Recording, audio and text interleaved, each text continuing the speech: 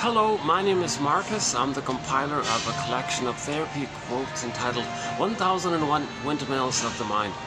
A collection of advanced self-help quotes taken from what's often called the psychodynamic or the psychoanalytic perspective, which long ago, as I understand it, was referred to by some as philosophical medicine or narrative medicine, helping one to find their narrative truth, their story, helping one to be their own psychological detective, existential detective, emotional detective. A lot of people have what's called affect phobia, commonly referred to as low EQ or emotional illiteracy. The jargon is alexithymia, no words for feelings. So when the child is traumatized, he'll freeze up, meaning his aliveness of feelings gets squelched, and he detaches. He's afraid to feel because feelings come from our identity, and if the mother rejects the person's identity, the feelings will reflect that. There'll be a kind of the image is the golden ball goes down the well, okay, and the child's authentic self, the selfhood, the personhood, okay, that's when a character in the myth of fairy tale turns to a statue. So Echo becomes a statue, turns to stone. The Faithful John character, representing personification of a person's authentic self, that character, Faithful John, became a statue. So in myths and fairy tales, when there's a character, and that character is a metaphor or personification to describe a person's sense of ontological self, the real self, the authentic self, the true self, and that character becomes a statue. Okay, that's what happens. Okay, another way of saying it is it gets frozen or petrified. It goes into cold storage, or it gets, and then it's lost down a tunnel, down a cavern where the light is never shown. Okay, and one fairy tale is entitled "Go I know not whither and bring back I know not what." So we had an authentic self with attachment trauma. The child puts it into cold storage, freezes it up, okay, and the affect is maybe emotional coma, emotional catatonia, emotional hypothermia, okay, and then the person might say, gee, I don't really feel real, kind of thing. Like the Velveteen Rabbit story where the stuffed rabbit kept saying, what does it mean to feel real? Okay, that's a metaphor. That person with trauma might not really feel fully real, like that Velveteen Rabbit story. Likewise with that carpenter story who took out a block of wood and carved out this little figurine of a little boy and was praying for this little wooden figurine of the boy to come alive. So we don't really feel fully, a metaphor, we don't really feel fully alive, and we don't really feel fully real. So in trauma, that's the outcome. The child's afraid to be himself and to have this golden ball. So we live to the extent from our authentic self. We're meant to kind of have this authentic self within and be connected to it and come from it, right? We live to the extent that we're connected to our real self. We live to the extent that we feel, and the feelings come from the real self. Now, when we say the words feelings, we're talking about the spectrum of feelings called the primary feelings related to our embodiment. So mainly joy runs the console. In the Disney film Inside Out's joy. And sadness is not pain, actually. It's just the natural response to when you admit there's a loss, you might feel sad. And the quote-unquote more human side of being human, so empathy, care, trust, reparation, play, and being an elder late in life, generativity, and when you express your uniqueness, there's meaning and pleasure and loving life and a positive heart. That kind of more quote-unquote more human side of being human. So that's when joy and sadness got zooped away. Okay, that's related to our authentic amness. Okay, and when joy and sadness got zooped away, then the person felt like it's too dangerous with the mother. So then the survival brain, the first line consciousness, the first memory system, the visceral sensation part, the brainstem, the amygdala, the old brain, the primitive old brain, there's their activity from there. So that's fear and anger, anxiety, and so on comes from there. So just pause for a sec. That 2015 film Inside Out by the Disney company shows a very basic thing. Okay? The two main kind of groupings or categories of emotions or feelings. Okay? So the primary basic ones, which come from the feeling self, okay, that's I feel, therefore I am. You have your ontological self, your sense of self, you're connected to yourself, you're home within. Then you have the feelings from that place. Okay? That's the golden ball, the radiance of the feelings, like the sun, it shines, it radiates, our feelings kind of animate and vibrate like that. So that's the basic primary feelings that we're feeling. Now, when joy and sadness got zooped away, or when the golden ball goes down the well, Okay, then you saw what happened. Joey and Santos got zooped away. They twirled up that tube, swirled around, and went into the non-reporting brain. Okay, that's deep. It's lost. It's repressed. It's gone. We don't have access to it. So, what's the response to that? If the identity is invalidated by the mother, and the child has to freeze up his feelings or hide his feelings, what's the reaction going to be? Well, the survival brain kicks up. So the survival brain is mainly fear and anger. So we saw that in the Disney film when Joey and Santos got zooped away. In the one world, we live in two worlds. They went into that primary world, that unconscious world, the non-reporting brain world. Then at the console, what was available for the person was mainly the fear, anger, and disgust character. The disgust character was mainly about distaste and dis-smell, sort of also physiological area. But fear and anger is the stress response. So although people refer to fear and anger as emotions and feelings and all that, but technically it's more like visceral sensations. It's more about the biology and the release of cortisol and your blood pressure and your vital signs. It's like physiological, like biological kind of things, right? So that's like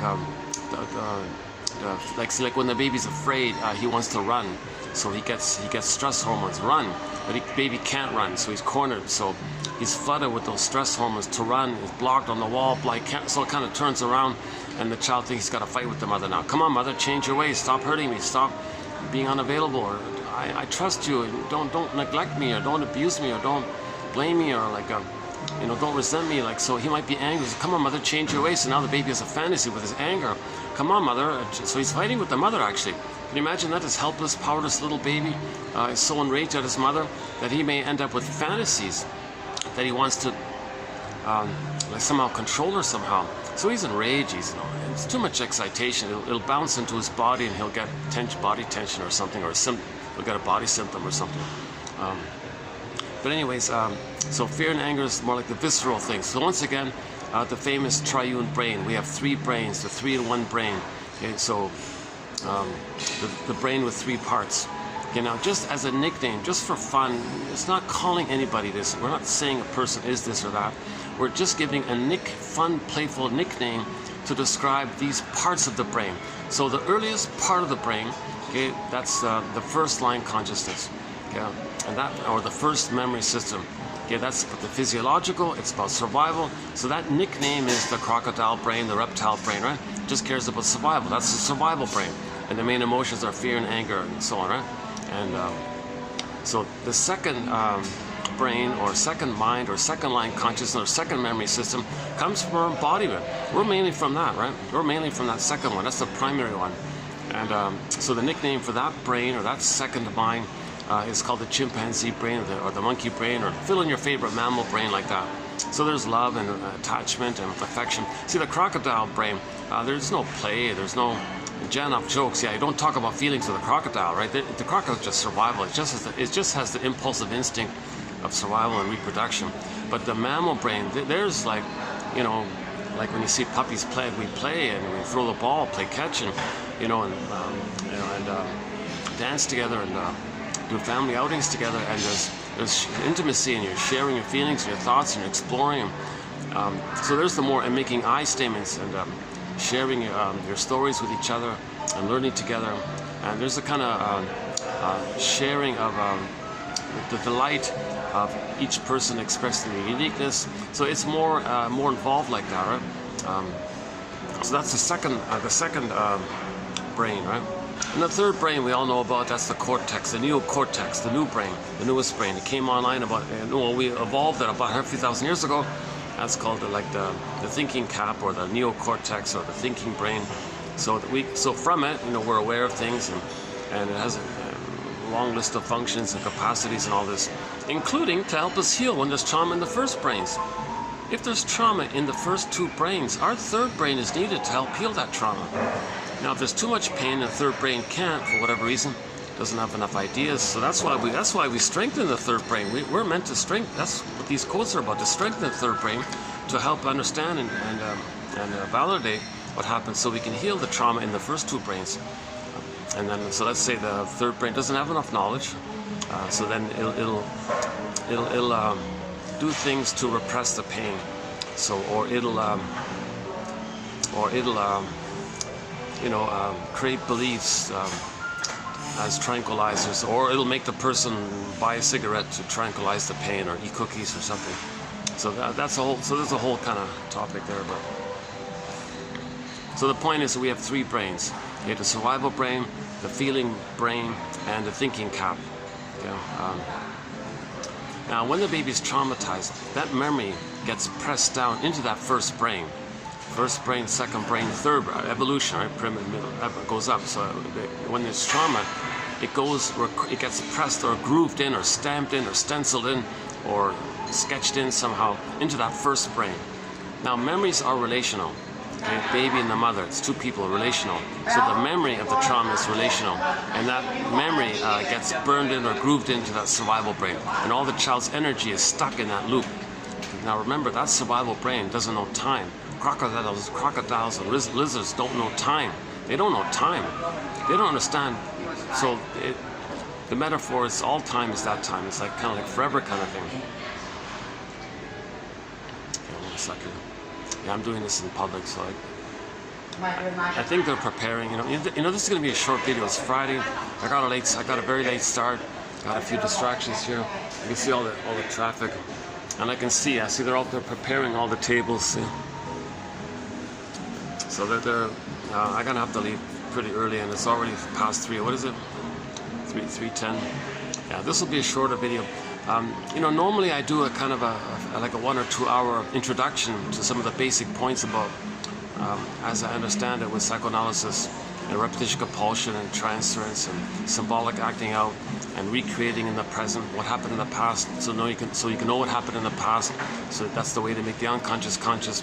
And I spend like 1 or 2 hours in most videos running over the basic points here. But because today's a little bit of an exception with the timing and the function taking place here, I might just kind of keep it briefer this time here. So I highly recommend just randomly picking any of the last several any video. You'll get a 1 or 2 hour introduction. So we talk about repression and Robert Bly's metaphor, the bag, and object relations theory, and how we create a model. The interaction with the mother creates like an internal working model, which we go by. We live through that like a lens. We see the world through that model.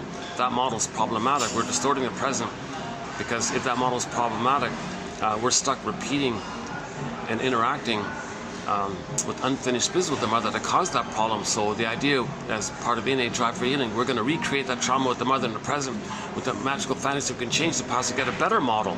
So that topic we spent a fair bit of time on. Go to Paul Libby Russell 21:19. That's a key quote. Actually today we got a good quote on it as well. That's coming up. So in today's batch we'll have one quote on repetition compulsion. That's not bad. Yeah, so we'll get to that.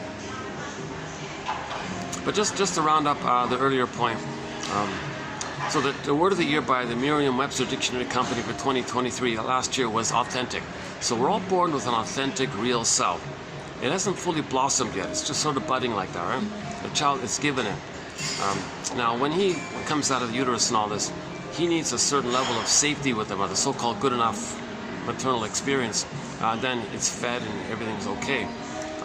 But if that experience of the mother, for whatever reason, okay, misattuned, mother confused, maybe she's resentful of the idea that she's supposed to give love or nurture the baby when she never received that experience herself. Now she's supposed to give it. And maybe that mother has unfinished business with her mother, and in the privacy and the intimacy of her being with her baby, she might unconsciously see her own frustrating mother into the baby and battle with the baby, thinking the baby's the mother. Oh, cunning tale. So that baby's needs aren't getting met. The baby can't say, "Mother, hold the phone here. I'm your baby here. I'm not your mother who hurt you. Don't blame me for what your mother did. I need you to be my mother here." Mother might not see it because she's got so much pain from her past that she only sees the projection of her unmet needs. So she won't really see the reality if she's so consumed with her unmet needs. So again, the baby has a primary need for a secure attachment style. If her mother didn't get one herself, then she's stuck with the battle with her mother. And her own baby comes along.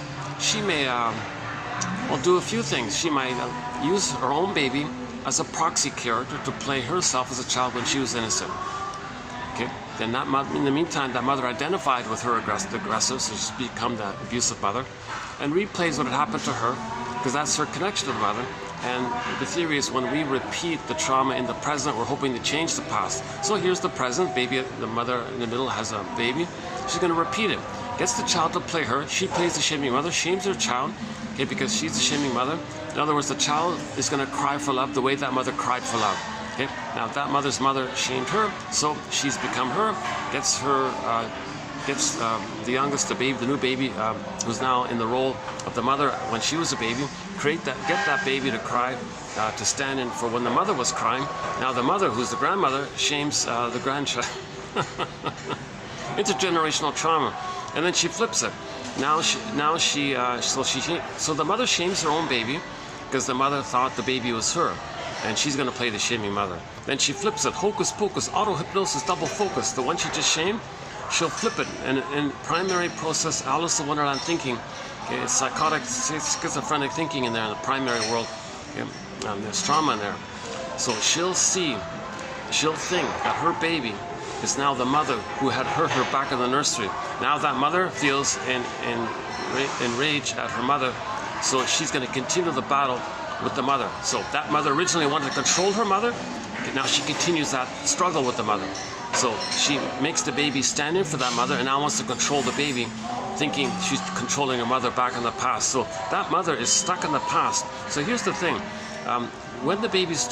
when any person is traumatized as a baby, that traumatic memory is grooved into the brain, and that brain, okay, has all the energy, it's the motivation, unconscious motivation, our drive, our force, our life, and all this. Yep. That energy and that memory has no sense of time, no concept of time. The brain doesn't know time. The unconscious doesn't know time. It's infinite, timeless, infinite, no time. So all time is that time. So now when there's trauma, the organism is trying to heal. So what happened? What's the problem? Well, baby had a need, mother said no. Well, he can't go forward. He needs to feel safe with the mother, to have an identity, to love life. He can't love life if he's hurt by the mother. The psychic structure needed to love life in the present, okay, is having been loved originally to feel safe, to separate from the mother. If he can't separate from the mother, he can't have his identity to love life and express his uniqueness if he's too blurred and fused with the mother. So if the mother's traumatizing the baby, that baby's still stuck in the tarpon of a negative bond with her, like a trauma fusion. And it crosses over to a point where he identifies with her in order to have a mother and not be pained by her. And then goes through life being the mother, shaming him, he shames himself, too painful, find a proxy to play him and shame the proxy. And then sees the proxy as the mother who shamed him, then he flips roles and he's the victim fighting with the mother so the proxy was first him as a baby, then flip, that's very same proxy, it becomes the aggressive mother that hurt him back in the nursery. Now he's fighting with the struggle to change the proxy, i.e. still changing the mother. Because there's no time like that, right?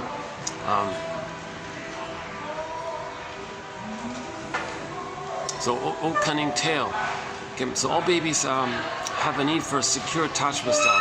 Mother's attunement, mother's reverie, mother's sweetness, mother's warmth, tenderness, kindness, affection, synchronicity, like attunement, and her mentalization, her understanding what's going on with the baby.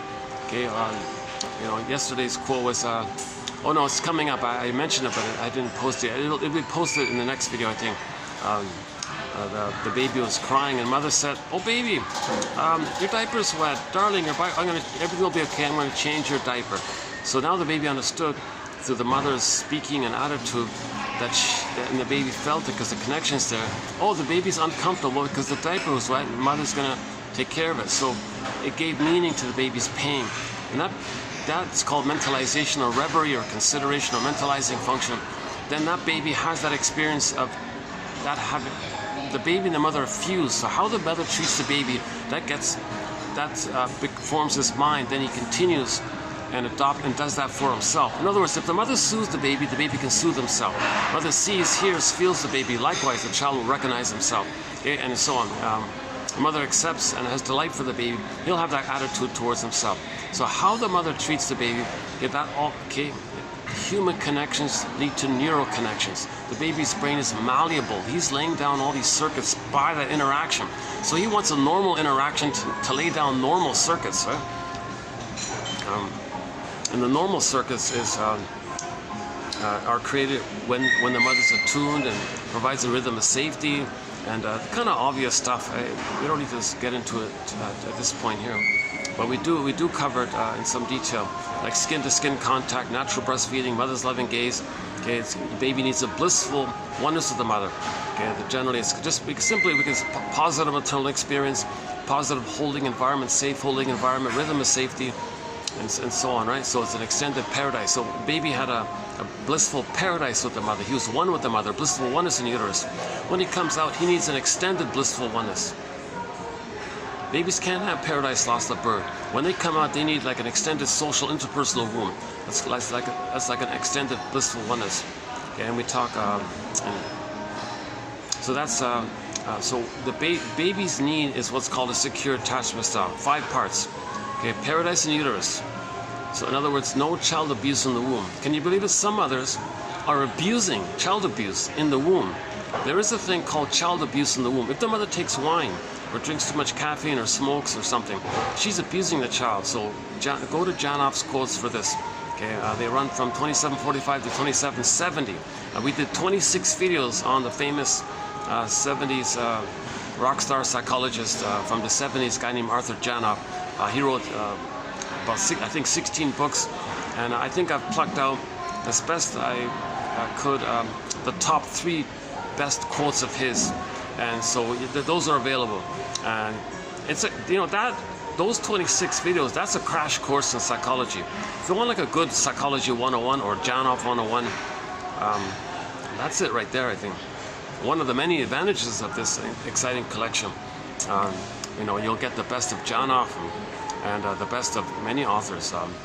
Like for example, Edmund Burger, one of our mentors, 24 books, 300 articles.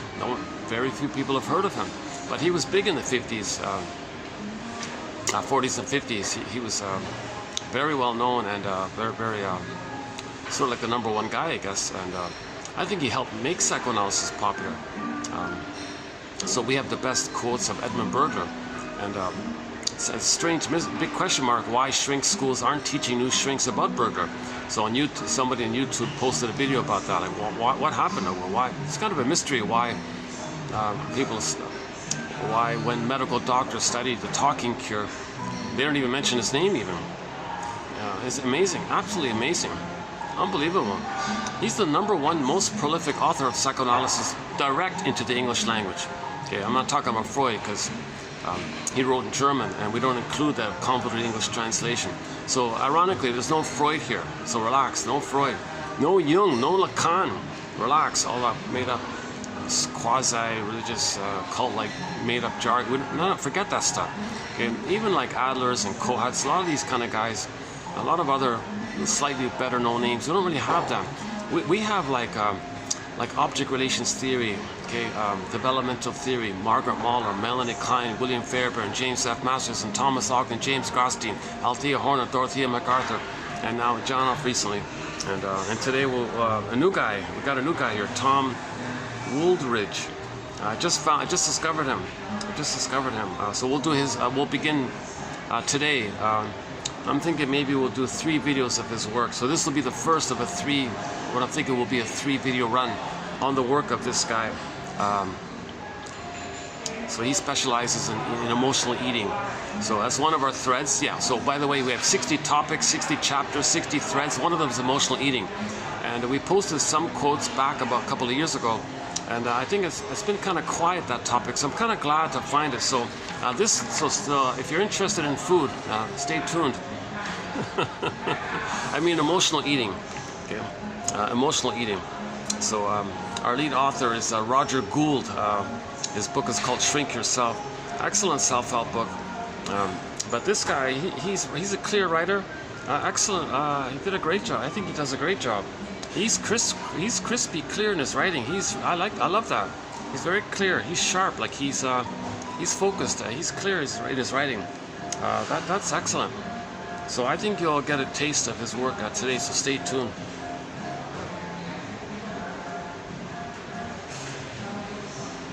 So let's just backtrack a sec to finish up something basic here.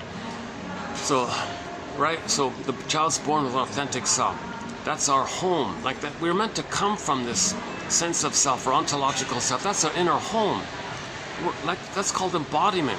You don't want to feel empty and hollow and you're not making sense and you feel like you're dreamy and you're disassociated, going through life in a trance, sleepwalking, disassociated, a little drunk all the time or something. That's kind of, even though they can get 10 PhDs and 10 medals and write 10 books and all that, but we live to the extent that we feel, we live to the extent that we are connected to our real self.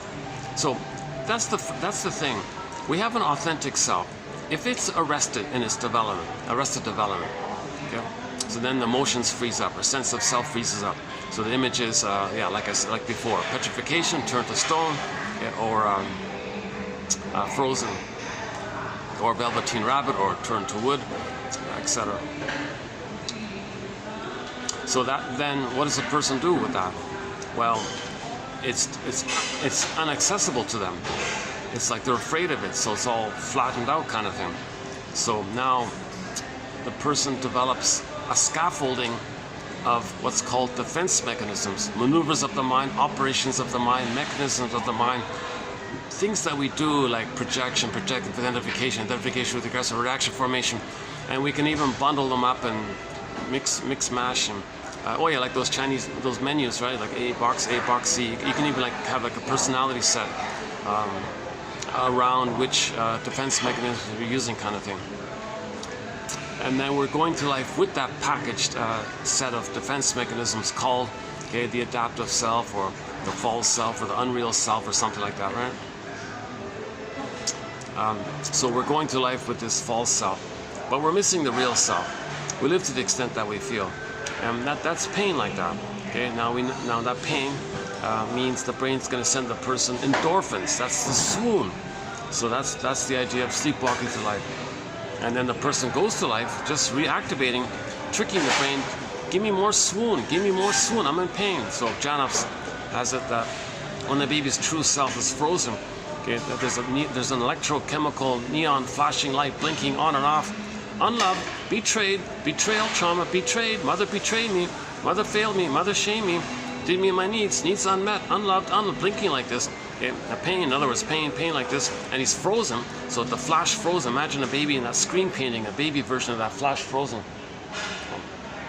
Okay.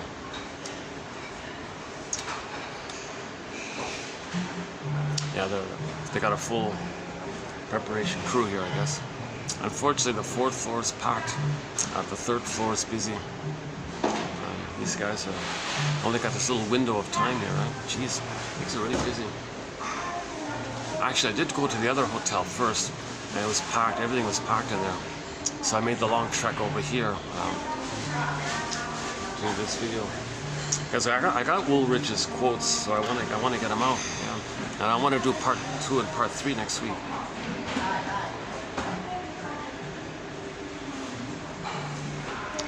So John A. Sanford, the author John A. Sanford, has a book entitled Healing and Wholeness. And when I say John A. Sanford, I mean the psychologist one, the guy who wrote Healing and Wholeness, Invisible Partners, etc. He does psychological interpretations of myth, fairy tales, and religious stories. Yes, he includes religious stories in the same camp as myths and fairy tales. Now, the note here is that anytime we make a reference to religious stories or religion, it's only in the context of when a religion is being used as part of to prevent healing.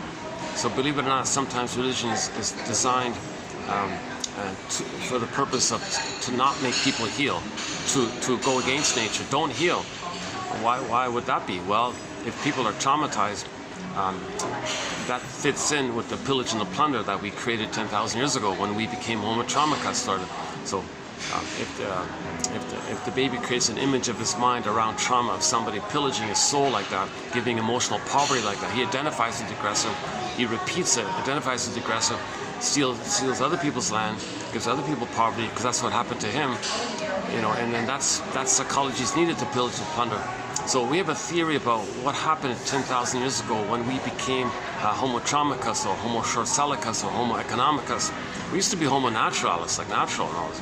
But an accident, just some confusion, a kind of accident took place 10,000 years ago around the mismanagement of our discoveries, and we accidentally traumatized ourselves. and then due to the serotonin issue, and then babies were removed from the mother. First time ever, they suffered, the children. And then when the baby's removed from the mother, he's enraged, transfers that rage to the image, some imaginary thing in his mind, and thinks that the mother image is enraged. Now the baby is in a place of oral, like taking him, so the image is oral. So he feels like a hungry wolf, makes the mother a monster hungry wolf, like a bigger one, you know. So, and then he has to imitate her, okay, to mimic her, and treat himself that way. It's too painful. So that's how you pillage outwardly. Okay, you find others who are innocent and pillage them because your mother pillaged you. I mean, the image that you made of your mother. So that's the whole topic. It takes 7.5 hours to run through that one. The last time we ran through the list, it was 2725 part 3 of 3, 7.5 hour. Yeah, the thing is called 48 Symptoms of Home and Trauma, because I'm kind of rushing because I got a late start here, and I know I got to finish before 5:30 here. So I want to do like a condensed partial introduction, but you'll get a fuller introduction if you go to any of the last videos. Yeah, the last video was not bad. Yeah, go to the last video. 27, is that right? 80, 98, is that right? Did I get it right? Am I numbering? Oh, I might have got the numbers off here. Well, the one just before this, done outside with the swan in the background.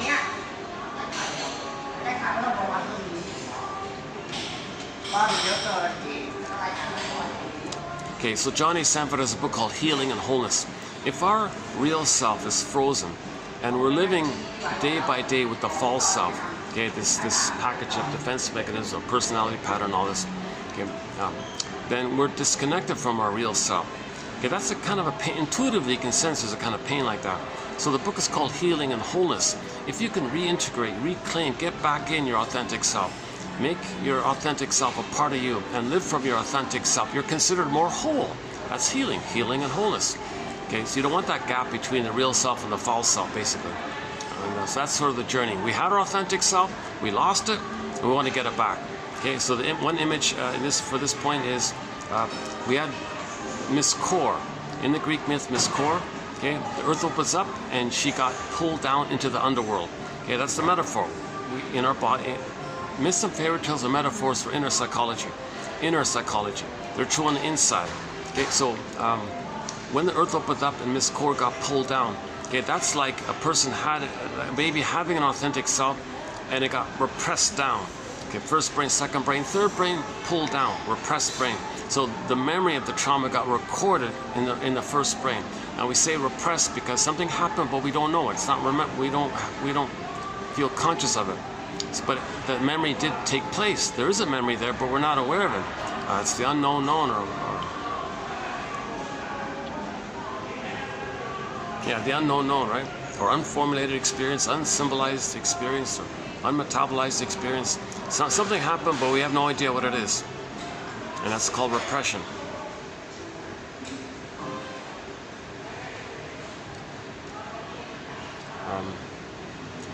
Okay, so that's one image of one metaphor. The storytellers were the shrinks back then, so they would say, look, let me tell you about the story of our trauma. We're homo traumacas. Let's learn about ourselves. Miss Kor's on the field, earth opened up, she got pulled down. Okay, that's repression. Okay, now the backdrop of that underworld is the hell scene. Okay, again, a metaphor for the emotion of shame, or identity. If the mother rejects her identity, the natural emotion linked to that is called shame. So in the underworld, the hell scene, the backdrop, the fiery image, that's a metaphor for this burning, biting feeling. Shame is a burning, biting feeling, right? So the storytellers would talk about, imagine a hell scene with fire and all that. Okay, that's the metaphor that we felt shame, the baby felt shame. Now he was also enraged, kind of linked shame and rage, so he was enraged. So his rage, he projects onto some blurred concept of the mother, the breast mother, some invisible entity, okay? He hasn't reached a place of knowing who his mother was or something so early on. So in his brain somewhere, something did this, something caused this. So let's take the breast image as a canvas and infuse into it the baby's rage and oral greed and morph that image into an imago of a hungry wolf or the guy with the horns, or the Cyclops in Odyssey, or the Boar Queen in Whitebeard King Valamon, or any kind of frightening, dangerous, oral read and raging character. That's what that image is not the mother. It's a composite image that holds the baby's projected psychological inner traits. Now the baby projects it because if he were to admit it, he'd be flooded with too much cortisol and he'd collapse. He couldn't do it. He's got to say it out like that. So when projection means something about you, it's too much to know it. So to not get too much stress by knowing it, the truth of you deny it and hallucinate it's not yours, so you project someone else's out. So the baby says, I'm not a hungry wolf, my mother is. Okay, so you get a little relief like that. Not perfectly, but you get a little relief like that. So when he thinks the mother's a hungry wolf, or the guy with the horns, okay, this theme can take hundreds or an infinite number of ways to describe. Put it this way, anybody takes a piece of paper, draw a circle on it, draw a circle on the paper, and just imagine that the circle is some kind of creature who's enraged and wants to eat you. And just, so it could be anything.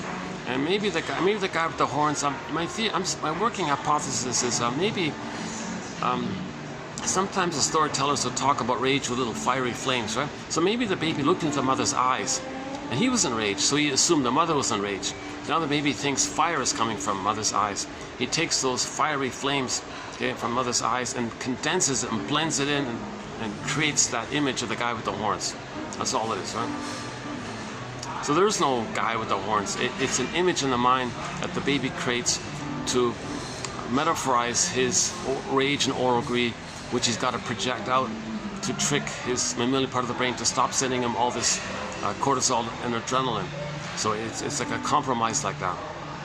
So because of that image he created, that's what robbed him of his authentic self. And that's the pulling down phenomenon, meaning it gets repressed and recorded in the survival brain.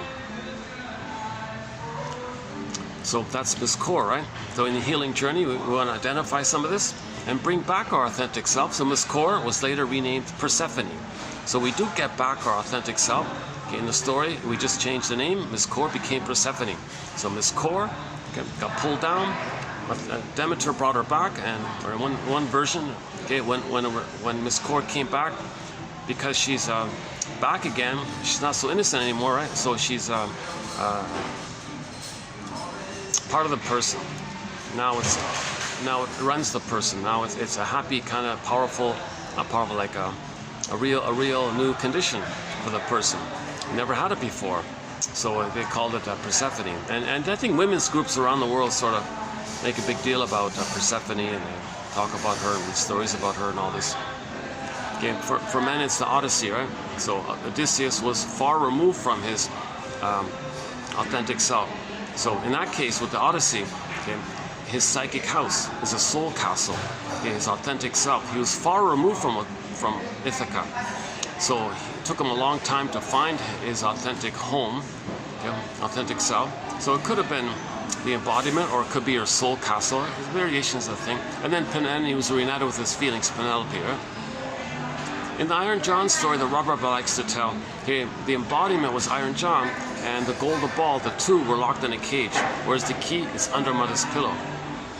So the reason a child loses his sense of embodiment, sense of self, remember, if you're not in your body, you're not making sense anymore, and then your feelings are gone.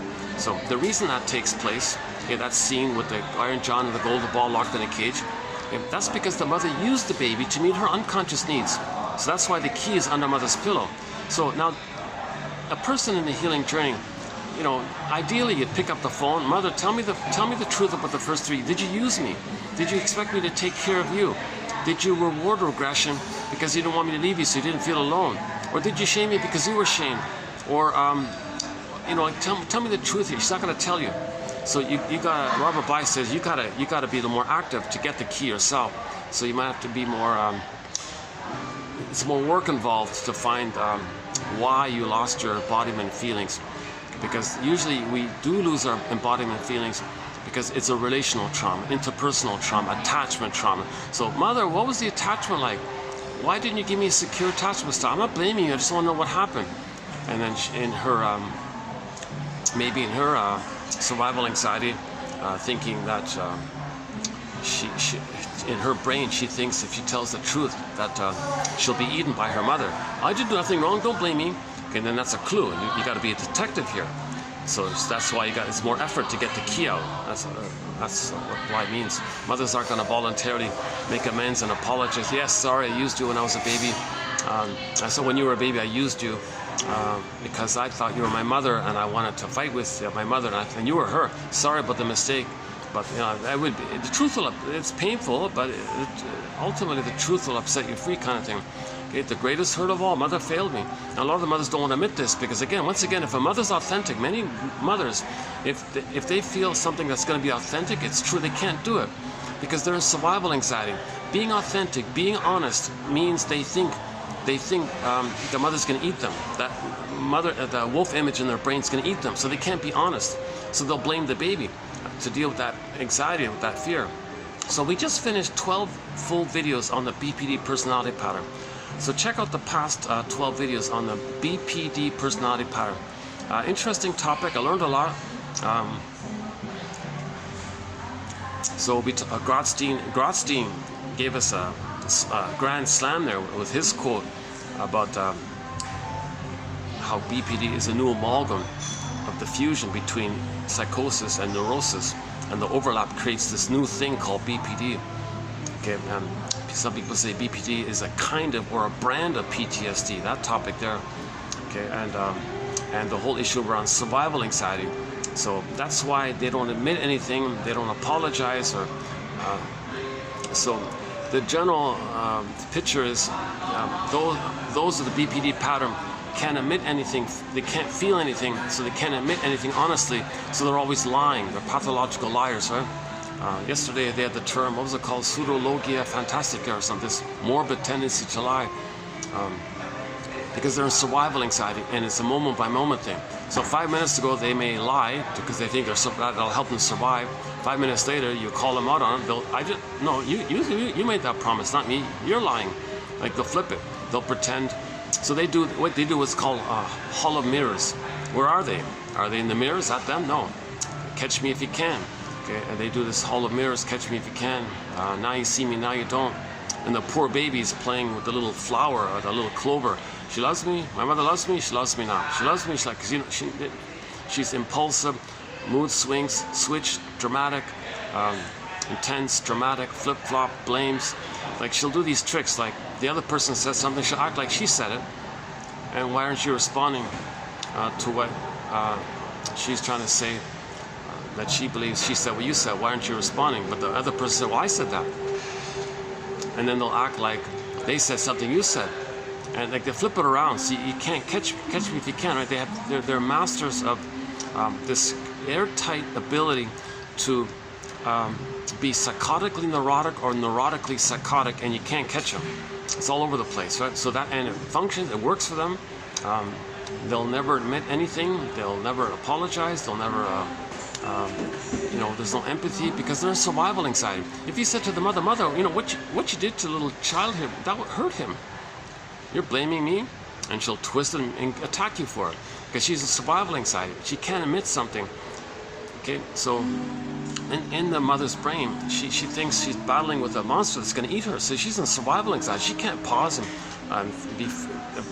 let her guard down because she thinks the mother's going to eat her. This is psychotic stuff here. Huh? So this is called unconscious motivation.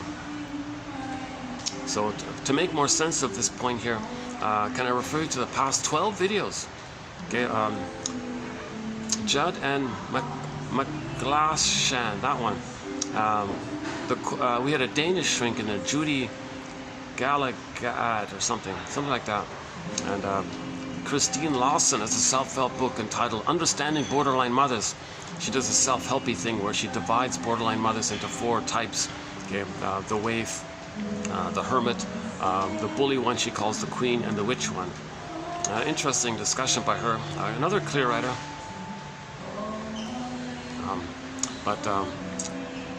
So again, they have alexithymia. Mother never soothed them. Mother never saw them. Mother never gave them agency. So the BPD has relational trauma. Anytime they interact with anybody, it's triggered. Now they're fighting with the mother in the nursery. So the person in the present, they want to control them. So all the lying and duplicity and flip-flopping and manipulation, hysterics and dramatics, okay, that's dodging and hedging, and you said this, I said, okay, this, all these trickery kind of things, their ultimate goal is, well, the person in the present, that's the rubber nipple in the past who ignored them, and they want to make the unloving mother be a loving mother, or whatever it was. So she's still trying to get mother's love.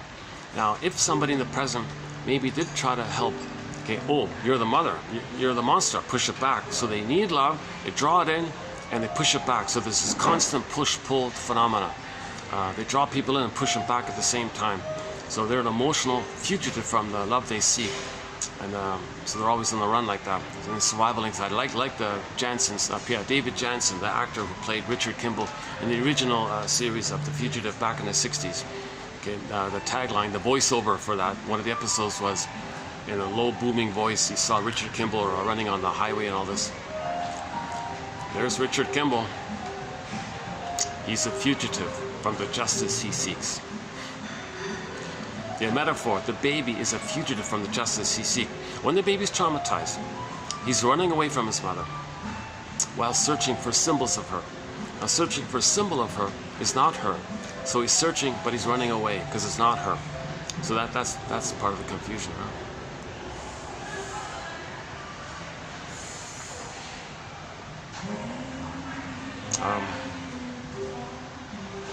Finally calm down, that's great.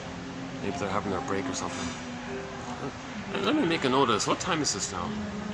3:44. So let's backtrack and tie up that earlier point. Okay, so the child has an authentic self. Okay, it's frozen, and he's detached from it. Okay, and he's going through life with a false self.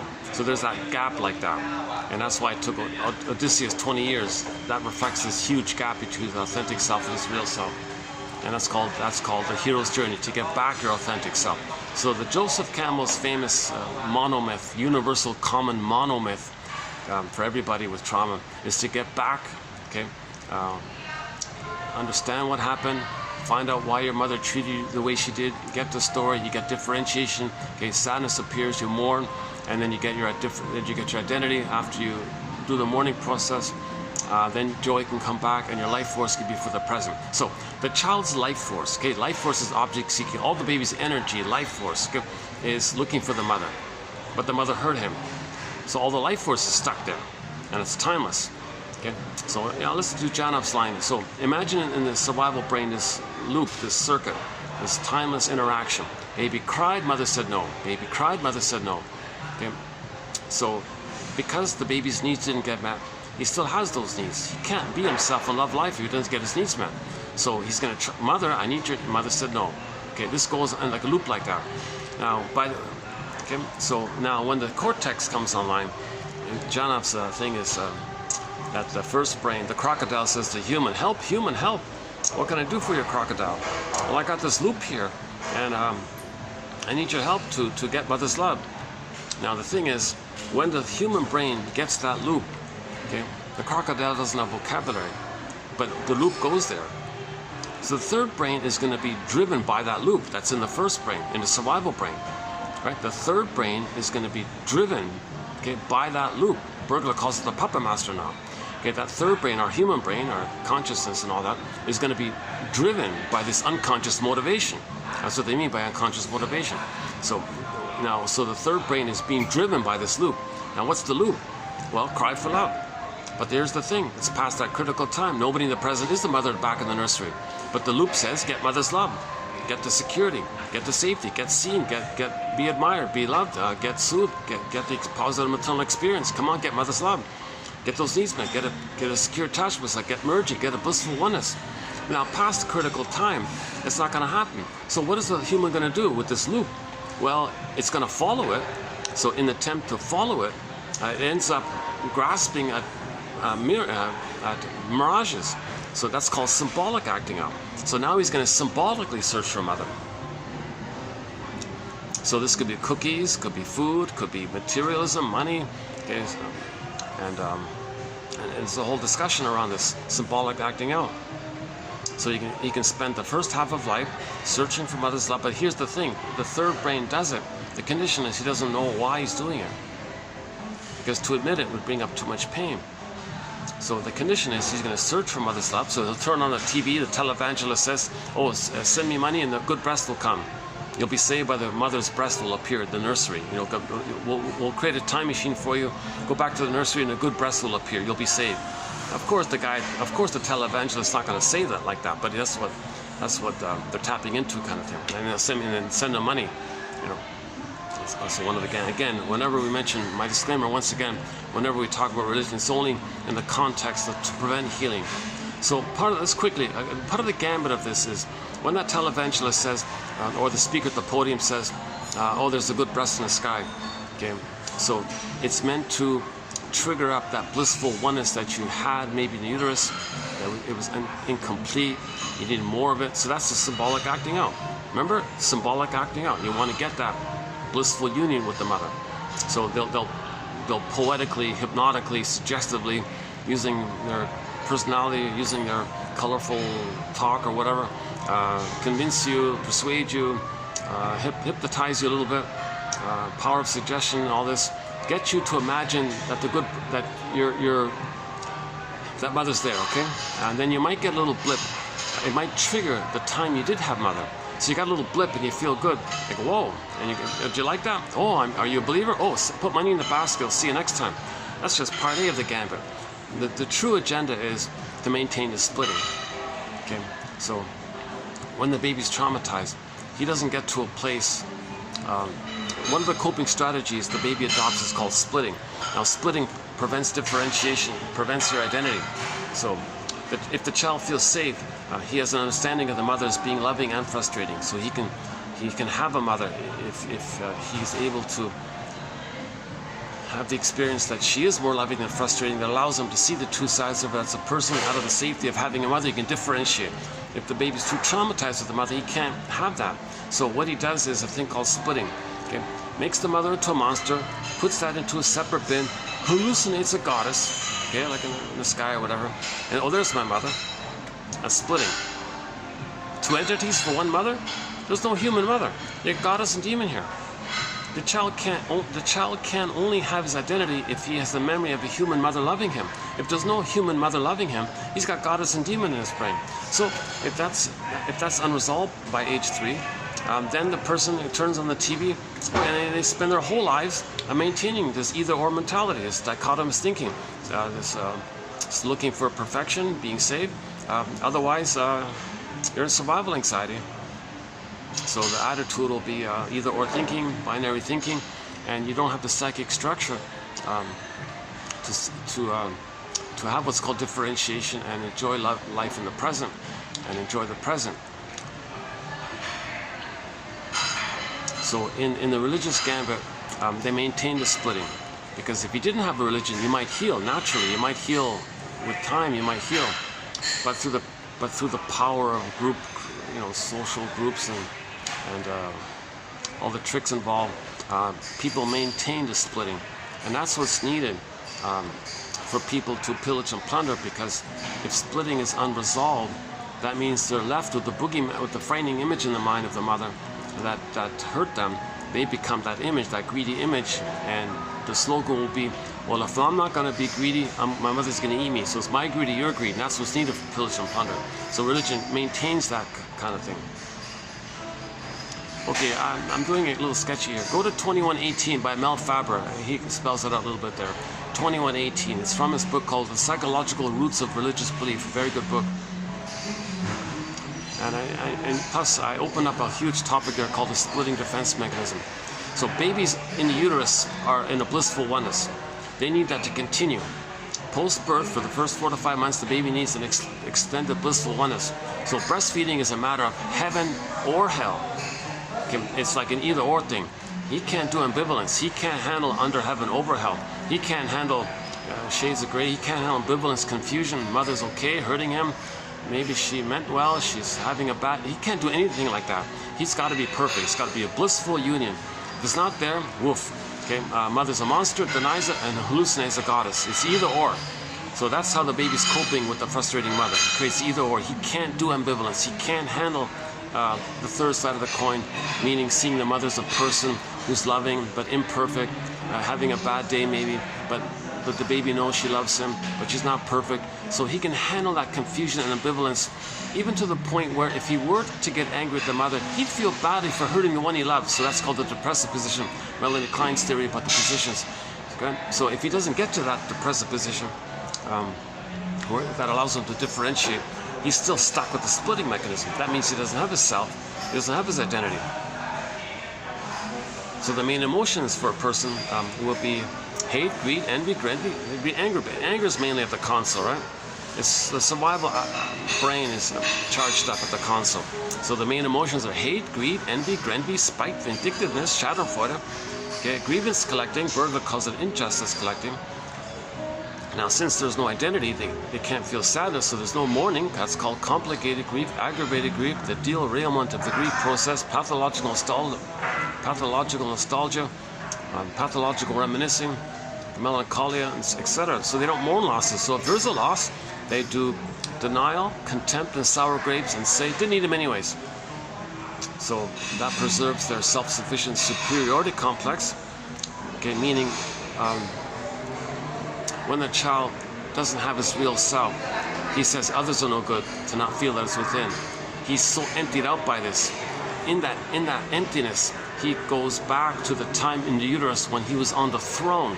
So all babies think they're little gods and kings on the throne. So he'll go back to that place and take that for his identity and think, well, I'm a self-sufficient, superior, etc.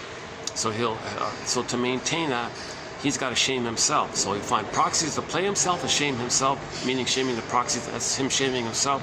Replaying how the mother shamed him because he's got to have a mother and do to himself what his mother did to him. So the purpose of religion is to maintain splitting. In other words, they're saying don't heal. Don't regard religious stories as psychological metaphors. So that's what John A. Sanford's point. If you get a religious story, again, only in the context of when religion is being used as a tool, the pillage system to prevent healing, to stop healing. Okay, so Sanford says when you get a religious story, don't bother with the technicality of the superficial details of some kind of outer phenomena. Look for the psychological message. They're metaphors for psychology. Myths, fairy tales, and these religious stories are metaphors for inner dynamics. Okay, like Miss Cord getting pulled down. In fairy tales, goddess and demon stories, right? Good fairy, bad witch, that's splitting. Good fairy, bad witch, that's splitting. Again, this is called primary process mentation. We live in two worlds. The baby's first world is what they call primary process mentation. The Alice in Wonderland world, right? Okay, up is down, left is right, here is there, nothing is there, flip flop. Okay, there's no logic. The cat says everything's mad and there's no reason there, right? That's the dream world, myth, fairy tale world, etc. And then the second, and the adult mind is the secondary reasoning. I don't use Mr. Bion's thing. He calls it the primary process mentation, the beta elements, and the conscious ego secondary mentation, the alpha elements. So you want to be the unconscious conscious, in other words. So his jargon is elevate the beta to the alpha and have more of your energy in the alpha, not too much in the beta.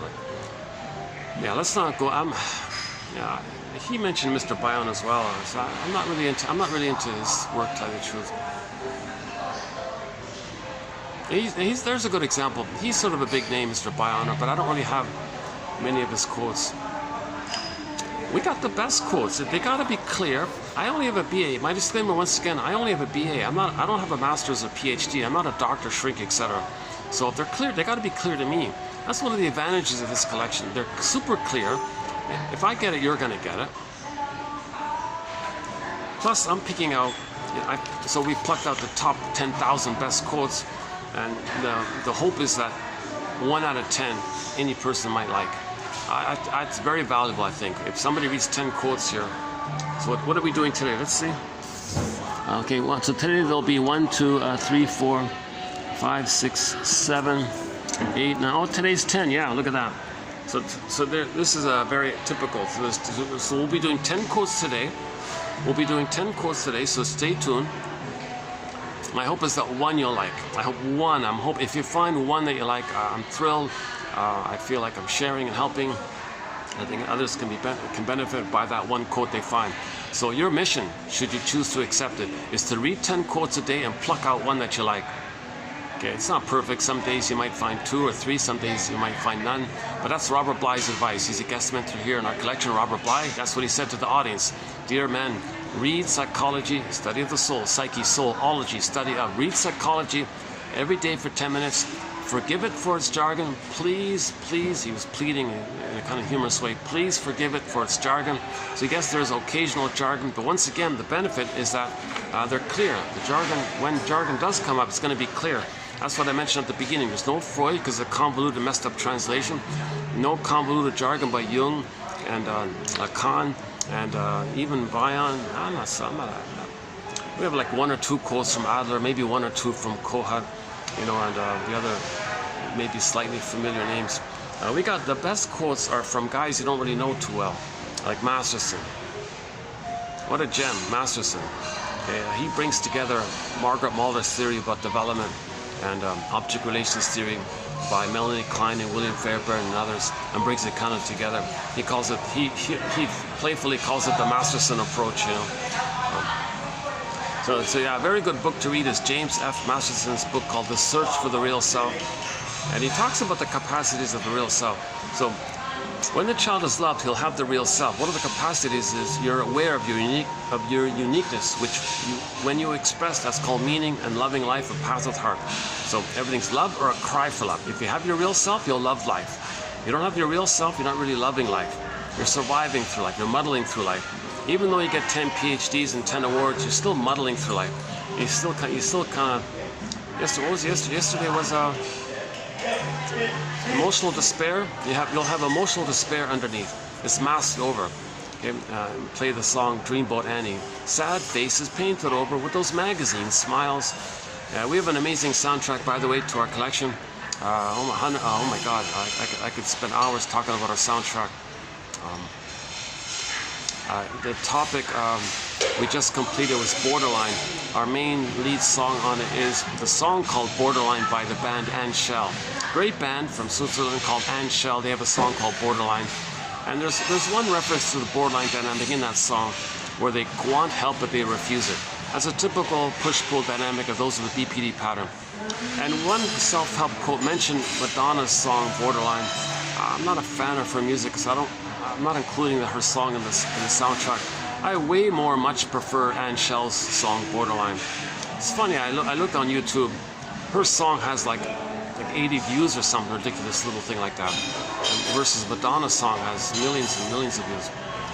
But in terms of what I would choose to play on a road trip, I'm going to play Anne Shell for sure. She's got a lot of great songs. We got 10 of her songs on our soundtrack. Can you believe it? 10 songs by Anne Shell. She's a major voice in our soundtrack. I'm a little surprised myself. So we got like Borderline and Betty, and one of her albums is called Betty's Garden, a great album, and one of the songs is called Betty. Turn On is on there. On another album there's Hayfield, and on another album they got 8 albums is Castle by the Sea, okay, and so on. We've got a lot of great songs. Actually, I just saw, I didn't know this, but one of her songs has a music video, like a little kid's sketchy cartoon video. What was it called again? Oh, Good Days or something. Good Days. Oh my God, get a tissue box. Yeah, don't take it literally. It's a metaphor. That's not on our soundtrack yet, actually. That's not on our soundtrack, but I have mixed feelings about it. It's a sad video.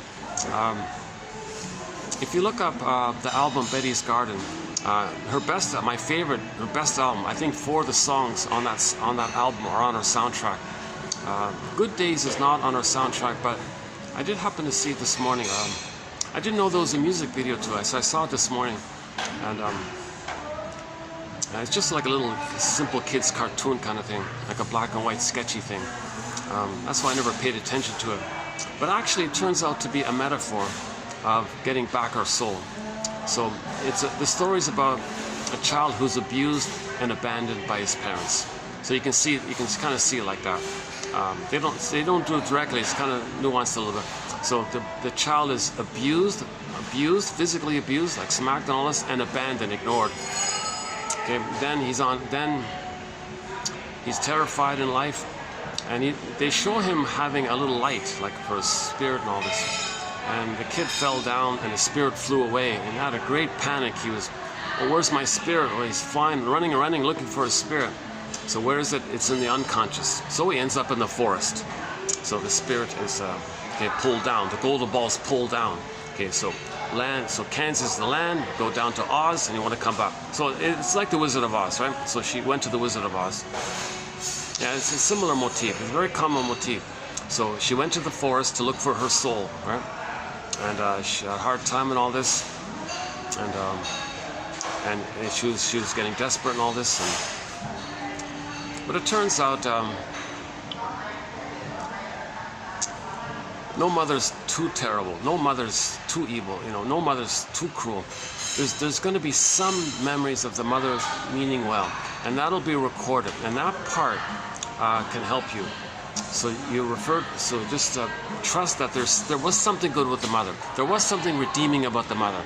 Even though the mother failed the baby and hurt the baby and abused the baby, used the baby, despite all that, there was still something maybe good about it that got recorded. We don't know what it is. We're not familiar with it, but it's there. There's something good. It's not either or. No mother's perfectly 100% evil or 100% goddess. The mother's a human, so there's ambivalence there. And the child must have picked up something redeeming about the mother, or with the father or family or the environment or something, siblings. There must have been something recorded that's good in them. So that part in her, that memory in her, saved her, kind of thing. And you saw the image of that, and that's when you get the tissue box out. It's funny, such a simple little sketchy thing. Has quite an emotional tug on you. So yeah, check that out. But don't take it literally. Don't treat it concretely like the way you see it. It's a metaphor that the soul is lost and the sadness around it. But hang on, there are good days. The song's called Good Days, and we can get back to soul and just be humble about it and accept it. And when she accepted it, the truth that she was traumatized, the soul came back. See, when you accept the truth, the soul will come back. It's when you deny it, it goes away from you. See, she was chasing, it was running away all the time. But when you accept it, it came back to you. So it's a pretty good little thing. I didn't know about that. She has several. I don't watch music. Most music videos are such rubbish. I don't watch them. I just listen to the audio. The one exception is Kelly Clarkson's song "Because of You." Now there's a good music video. There's an excellent music video, "Because of You," by Kelly Clarkson. So that music video talks about being of support to your inner child, knowing what happened to you, and then you don't repeat it. So she didn't repeat it. So that's a very good little therapy kind of song like that. So look up the music. Your mission, should you choose to accept it, is to open up another page here on YouTube. Hit the pause button here. Open up another tab window and type in the music video called "Because of You" by Kelly Clarkson. By the way, that singer does a very good cover of "More Than a Feeling." My favorite cover of "More Than a Feeling" is by the Glee band, the Glee cast. They do a great version of "More Than a Feeling." So I've included my opinion of the top 3 Glee songs. That's number 1, the "More Than a Feeling" one. The second one was "Survivor," the "I Will Survive" /Survivor song, and here's the third one there.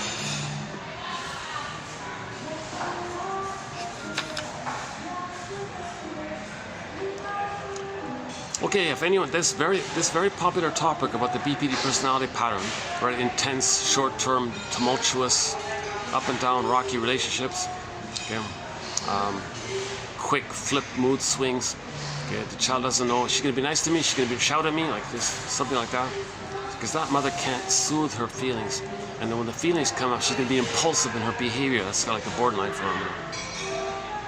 And the thing is, that I think the key point is an amalgam of schizophrenia and normalcy, and a new thing is created called the BPD phenomena. That's Grotstein's quote.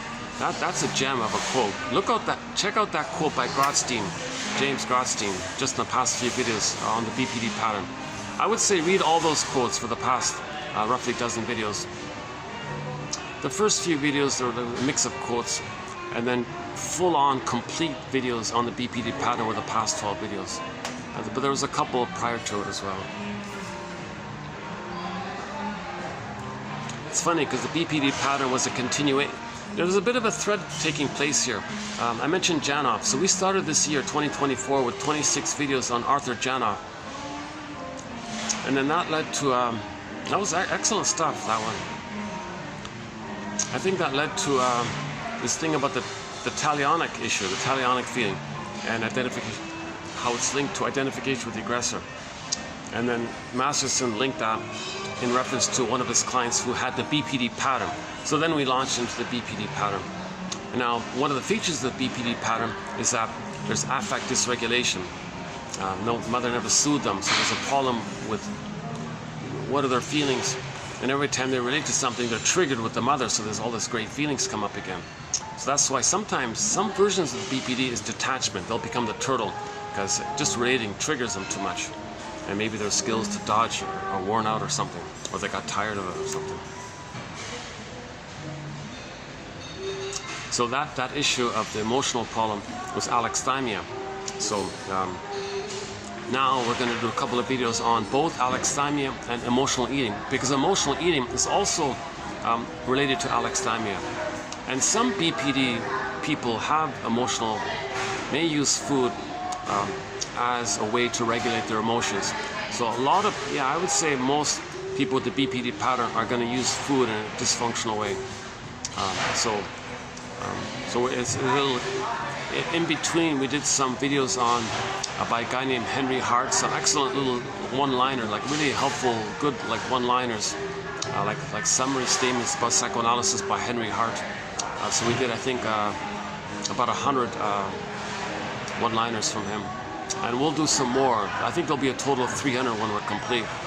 So that's also part of the 2024's quotes. So a lot of great material this year. Really, really strong material. Last year was powerful quotes. So really, I don't know why I'm saying this. Every quote from day one, from the very first quote. I remember the very first quote to our collection. The very first quote, TQ1. The travails of the traveler reveal the traveler to himself. The travails of the traveler reveal the traveler to himself. Yeah, I like that one. That's a good one. They're all great quotes. 90% are from the shrinks, roughly 10% are from various self-help authors. Now this one here, I'm assuming he's a medical, I think he's a medical doctor, Woolridge, right? If I'm not mistaken, I'm assuming he's a medical doctor as well. Tom Wooldridge, sorry, pardon me, Wooldridge. Sorry, a little correction. Yesterday I misspoke his name. I was saying it was Coolidge. No, it's Wooldridge.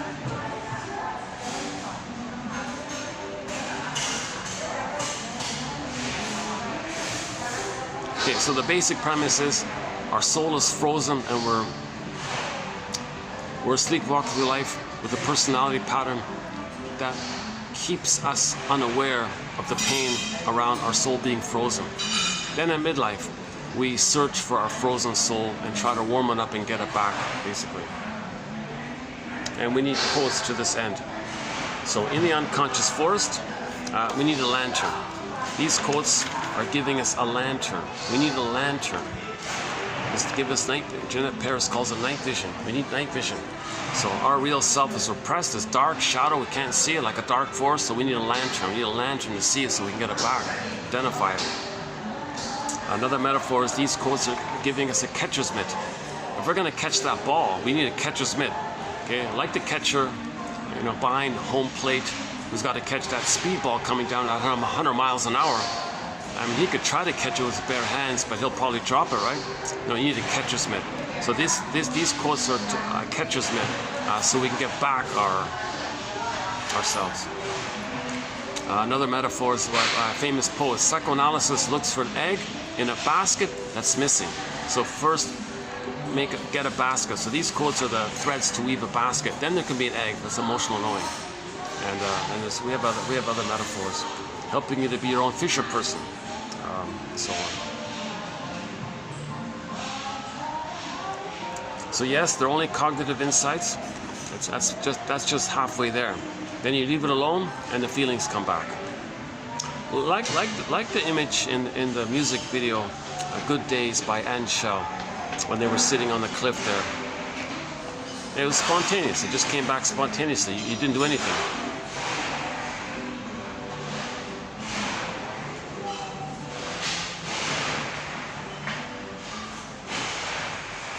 Okay, so repetition. The nutshell of repetition compulsion. Let's get this in. Remember that looped groove we were talking about? Imagine this as a tune called the cry for love. Okay, baby, mother, I need your love, shame. Mother, I need your love, shame. Imagine this like grooved on a 45 disc record, and it's just one song called the cry for love. Side B is the same song as side A, or there are no grooves on side B. It's those 45 records. They're only one song, right? So this is a conflict, need, but the memory is the pain. Don't want the pain, but the need's still there. What do? You have the need, but wait a minute, the pain said no, but I still have the need. How can I be myself if I don't get my needs? But knowing my needs means pain, so I don't know my needs, but I have the needs, so that's a conflict. Okay? It makes us neurotic because we're always seeing all time in the past, so we're neurotic. We're not loving life in the present, expressing our gifts in the present, so we're fighting with the mother in the past, transferring that argument with the struggle with the mother into the present, staging it with others, so we're not making sense. That's called neurosis. Neurosis is the petrification of an inner conflict that's suppressed, and it's grooved on this 45 record. Edmund Berger, I mentioned before, quote, "Every neurotic is a music enthusiast, but he only has this one 45 record that we're talking about. He carries this record with him everywhere he goes. Maybe it's in his pocket or something. Every time he sees a turntable, a Victrola, a phonograph player, with never-ending fiery ardor, this compulsion, he runs to the fire, he runs to the turntable, looks around desperately for the plug. He plugs it in the wall, right? He plugs it. Outlet here, no. He plugs it in. Yeah, there's a. Oh, there it is. Okay. He plugs it in. Okay. Puts the 45 on the turntable.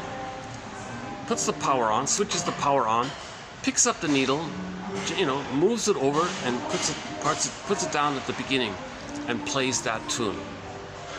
Meaning in the present, he's going to recreate that scene that's grooved on the tune.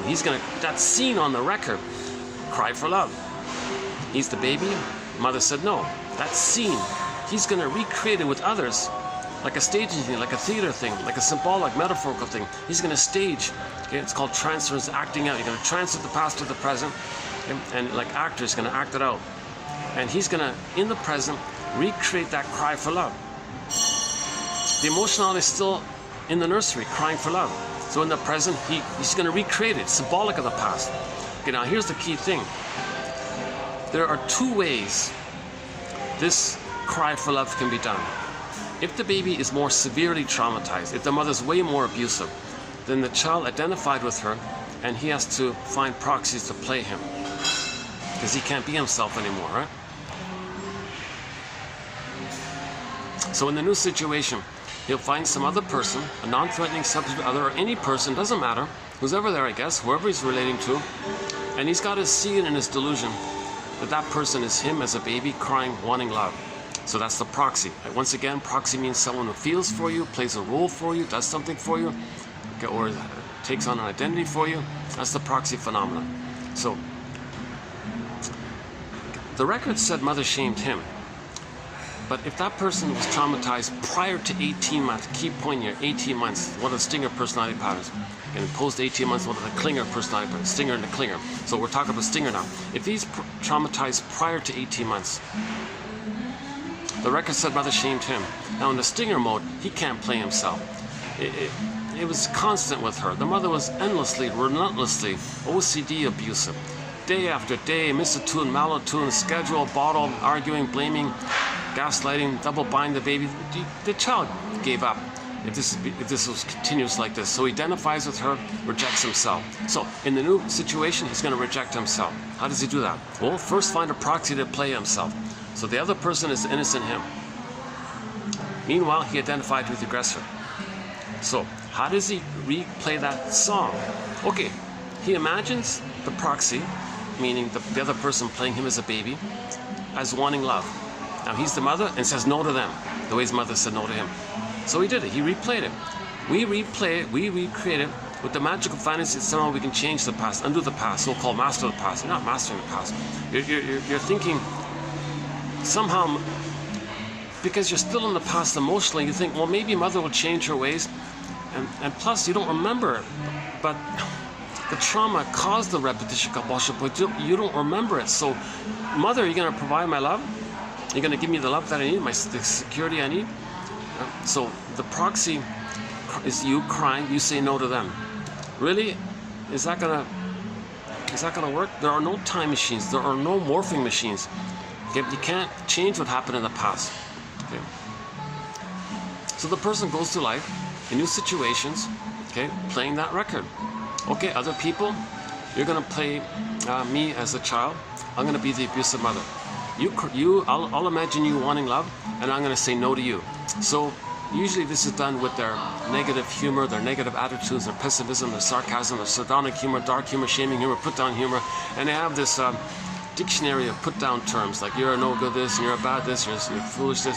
Okay, and they have inside them, they have this little Mr. Payne cartoon, Mr. Payne turning this cranking wheel thing and spitting out these little barbs, these little shards, these little darts, little barbs that they call like bitter banter, kind of witty but stinging, bitter comments.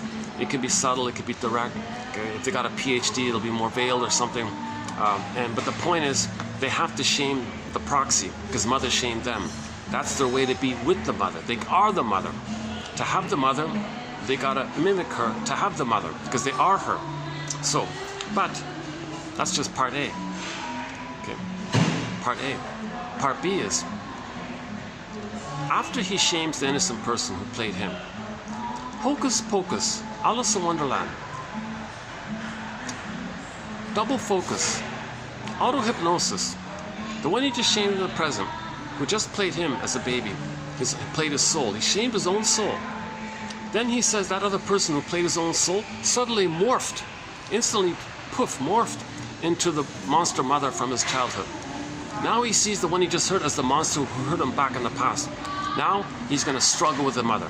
Now he's going to argue and quarrel to try to change and control the person he just shamed. So he's still doing it. He's still doing it. He's still trying to change the rubber nipple to be a loving mother. I'm just doing a shorthand of the plastic with the rubber nipple. That's just a shorthand for anything the mother does that shames the baby, rejects the baby. So that's why stinger personality patterns, they hate vulnerability in others, can shame them, and then say how dangerous they are. Now they want to argue with them, meaning arguing with the mother.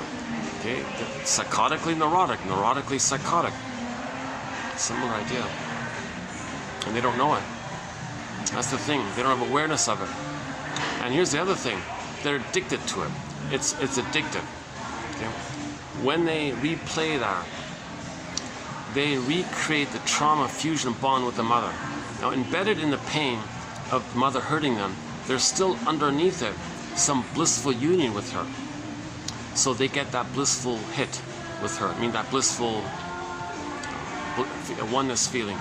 Okay? And the pain of it, they find the proxy to show the pain of it. It distracts them from the pain within. Plus, they're numb as well. So they're manic and they're numb. And others can cry and they can shame them. and they get addicted to being one with the mother. So the baby's one with the mother. It's just a natural phenomenon. But later on, when they regress to it and replay it, they get addicted.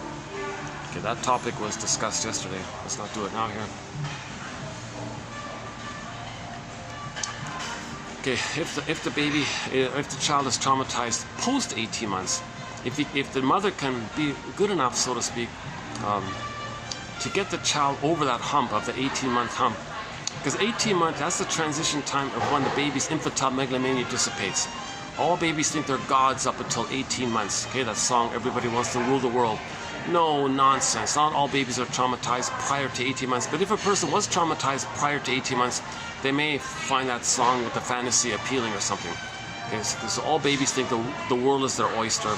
Everything is for them. They own them. The mother's for them. They're little gods. Everything belongs to them. Okay, so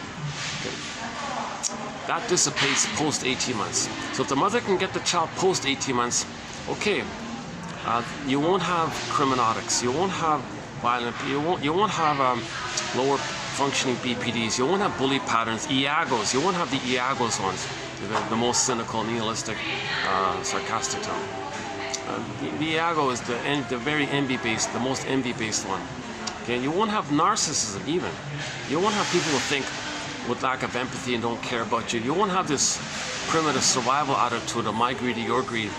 And okay, remember, and all those stinger personality patterns, they don't mourn, they don't feel, they don't cry, they don't care. You know, they're dominated by the crocodile brain. And like Janov says, you don't discuss feelings with a crocodile. So you want to get them post 18 months, because that now you're entering into the quote-unquote more human side of being human. Because post 18 months in child development, the child has a sense of self, and now he's trying to learn what he likes and be curious about what his skills are, what his talents are, and what's a fit for him, and things like that. So that's okay. So if the child can get post 18 months, the worst he'll be is some kind of pleaser, caretaker, codependent, maybe histrionic, childlike, you know, a little foolish like that. But he won't hurt others. He'll live on crumbs and think others are amazing and try to save others. So he'll still be childlike in the original childlike mode of trying to save the mother. So his mindset will be, I'm not okay, you're okay. So all babies begin with, I'm not okay, you're okay. Okay. So just quickly here. When the baby doesn't get his needs met, he thinks mother's rejecting him. Okay, Fairbairn's thing is the baby will be like a little judge, and with this gavel he'll make a decision. All right, mother must be seen as okay for my survival, so she's okay. And I'm in pain here and I'm being rejected. Well, I guess that just means I'm not okay, kaplunk or something. But the baby, that's his identity, that's his shame. Plus the baby thinks the mother wants him to save him. It's the baby's quote-unquote mistake, because everything's love or cry for love. So when the baby comes out, mother, here I am.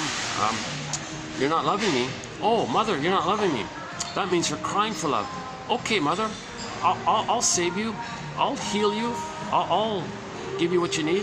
I'll cure you. I'll make you be a loving mother. You know, I need a loving mother, so let me fix you. Let me cure you. So all babies think they're going to save the mother, cure the mother, heal the mother. They're going to fail, so they feel guilty. That's guilt, unconscious guilt. They feel guilty. I failed to save my mother.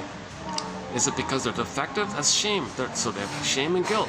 So they can put it together. They feel, as a shorthand, they feel no good. I'm not okay.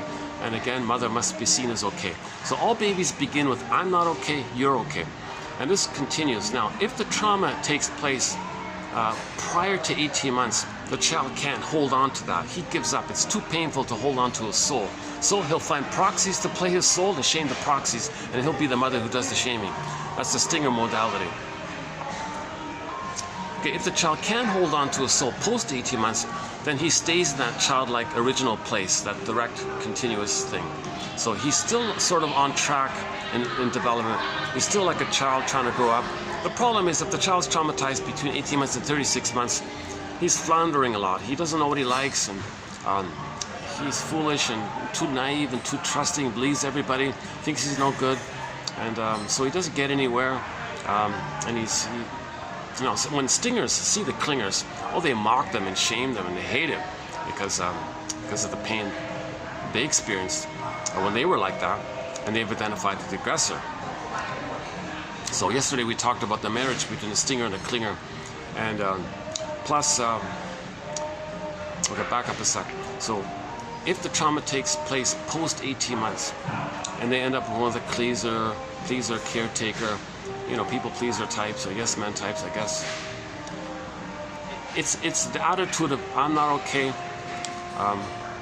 and you're wonderful, and I gotta save you and help you, and just give me a crumb, and I'll be fine.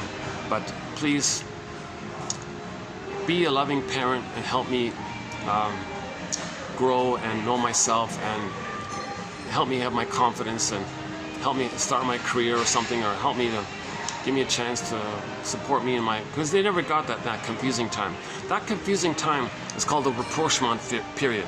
So in the one theory about development is the child is in a oneness with the mother. Okay. From 4 to 5 months to 18 months, if he's safe with the mother from birth to 4 to 5 months, so-called psychological egg like that, then he can hatch out. By the way, if he doesn't get that egg, there's your bully pattern, Iago pattern, criminalic pattern, lower functioning BPD pattern, the more aggressive, belligerent, kind of that, because they never got that egg. So they're way more enraged and way more vindictive, and maybe Iago, the Iago version is, they just want to see things damaged because that's their only sense of pain relief. They don't even have hope. The other types seem to have some kind of hope. Anyways, so that's one of the patterns, Iago. Okay, Andre Glass is sort of our lead author on this one. Glass, pardon me.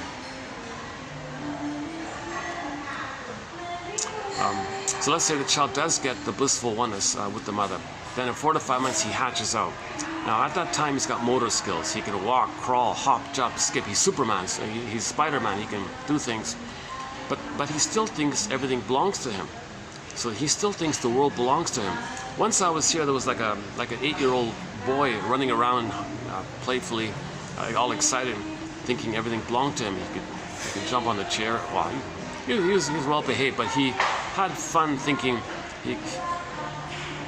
I guess the idea was he thought, cool, this is all mine, basically. Well, there could be a case where the child throws the pillows and jumps on bounces on the sofa or whatever. He may do some stuff like that because he thinks it's all his, it all belongs to him, it's all for him.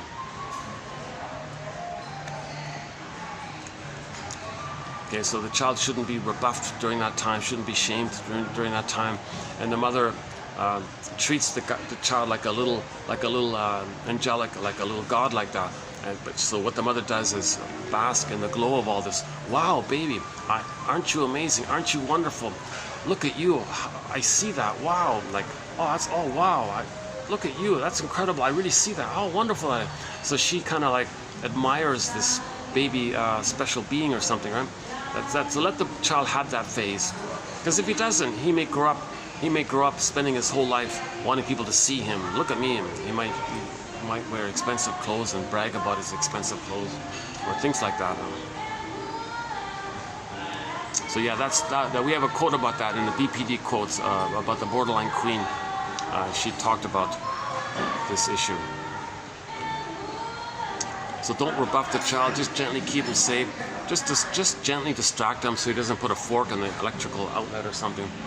But don't rebuff him for this delusion that he thinks he owns everything. And see him and admire him and all this, and say how amazing he is and all this. Let him have that glory kind of thing. Then at 18 months, a natural occurrence takes place, a natural thing takes place. His ego develops to the place where he realizes, oh, I get it. I'm not a little god. Not everything's for me. This doesn't all belong to me. Oh, I'm like a little person here. There's a community, there's an earth family here.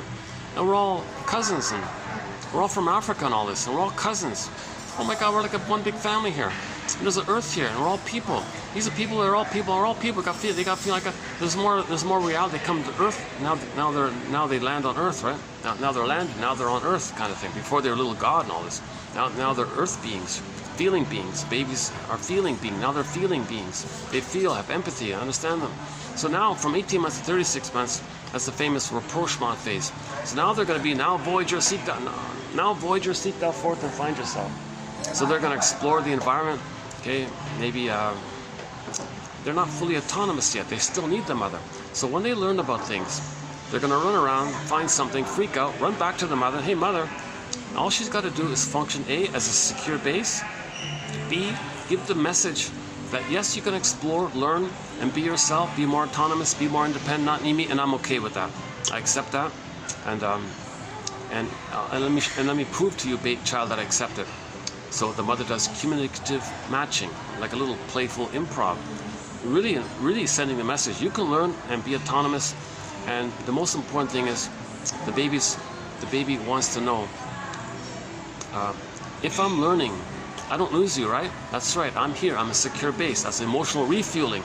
So, because sometimes the child runs around, finds something, runs back, mother says, oh, I'm busy, leave me alone. Okay, poof. Okay, he'll get the message. Oh, I'm glad I used this chair, they need that one. So sometimes the child runs around, runs back to his mother, mother says, oh, leave me alone, I'm busy or something. Okay, then he gets the idea, geez, if I learn, I lose my mother? I can't lose my mother. Okay, don't learn. So now, the clingers and the pleasers, they're in this place of that there, that they want to learn something, but the memory is mother told them they're afraid to lose mother. So they want someone to play that role for them, but no one wants to be like a coach for them like that. And it's not even like a coach. It's like it's more like a. Coaching is for adults, right? It's more like a deeper, bigger emotional coach or something. It's more like a mother coach or something.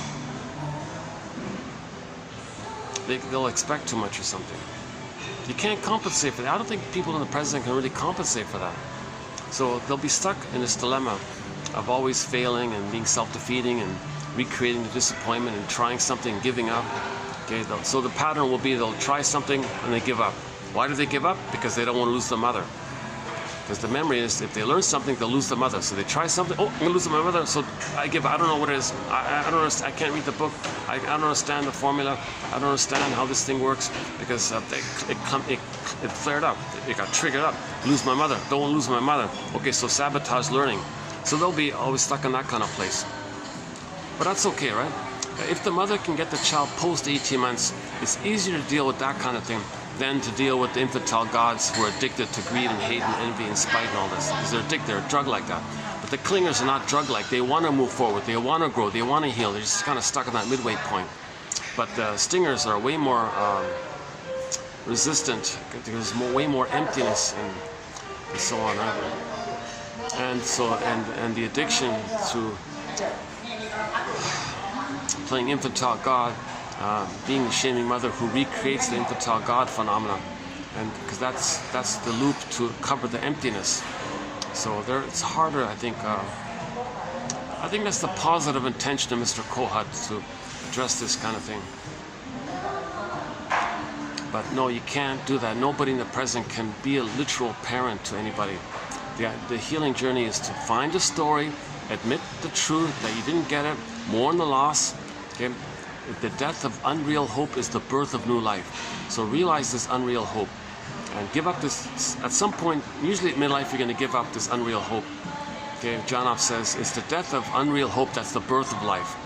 That's the pregnant virgin motif, and now your energy is for the new life, the return of your soul kind of thing. So one of Janov's best quotes is, post-trauma, we have this unconscious hope for the fulfillment of old unfulfilled needs. Pain makes us honest with ourselves, makes us give up unreal beliefs. Okay, we didn't get, and we're never going to get that kind of love. So the death of unreal hope is the birth of new life. So check out the Janov quotes. Excellent quotes. Excellent quotes. Oh my God.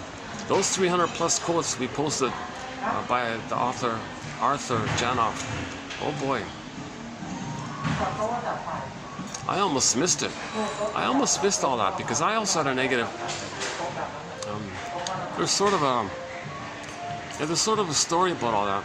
But luckily, before he passed away, he gave an interview, and I caught something in the interview. Wait a minute, this guy isn't some sham. Like maybe partly a little bit, but I looked at his books. Oh no, his writing is pretty good. A little bit like this guy here, a little bit. Now, I would say Coleridge, he's a medical doctor. Janoff wasn't. I noticed the difference. Yeah, I noticed when the medical doctors write, they're a little more precise and a little more careful, I think. Janoff only had a PhD in psychology. But he was clear. He was clear. He was a little more informal. Janoff's writing is like a blend between self-help and the medical doctor writing. So it's good. It's good. So when the clingers, those traumatized post 18 months, when they replay the record, they replay that scene. So the record said, so they recreate mother rejecting them. So in the current situation, they put the 45, plug it in, pick up the needle, move the needle over to the 45, play that tune. What's the tune? Maybe you want to support emotional refueling and improv. Secure base. It's not going to happen. No one's going to dedicate their lives to play that role. Even a spouse or something won't do that. So they'll be disappointed. They'll expect it. Self-fulfilling prophecy. They're disappointed again. So they don't hurt others. They just expect to be rejected by others, and they may even coax it by either giving people impossible tests, wanting too much. So it's not going to work. Or they immediately just choose narcissistic people because they know that'll be an immediate replay of it. However it's going to work, that's how they replay the record. So that's called direct. They play themselves and others play the parent. But in the stingers, others play them, they shame them, then flip-flop, the one they just hurt is suddenly the mother they're going to argue with. And they're addicted to the struggle, because it keeps them one with the mother, and they get bliss when they're one with the mother. So they like to quarrel because they get the addiction of the bliss with the mother who hurt them. So I guess so we can talk more about that one. We don't have a theory on violence. Yeah, we don't really cover. I'm not a doctor, I'm not a shrink, so the more complicated areas like violence and psychopathy, so we don't really cover that area. It's sort of out of my zone there, but that's too bad, yeah. It's too bad a shrink couldn't be doing it. Oh my God, why doesn't Mr. Woolridge do this podcast? Because he's around. Because I just heard him on a podcast. Somebody interviewed him. That's how I found it. Okay, so let's transition here. So was it just yesterday? Yeah, just 2 days ago, somebody interviewed Mr. Woolridge, right, about his book called something about emotional eating, focusing it on men instead of women. The gap, the niche was when people talk about this issue of emotional eating, it's always with women. What about men? Some men have emotional eating issues, right? I'm an emotional eater. If I feel anxiety, I'll look for the cookies, Where's the biscotti? Come on, where's the biscotti? Sold out? Oh my God. I don't want to eat these awful cookies. Let me find some decent cookies. Roger Gould says, when you put your hand on the cupboard, pause and say, what are you really hungry for?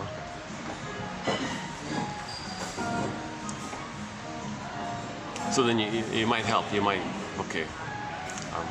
You might let it go. Okay, I get it. I'm not physically hungry. I'm just reminded that my mother never soothed me and made me feel safe, and something triggered that. So just stay with how I'm feeling, and reparent yourself and try to regulate yourself, and then you can do various things.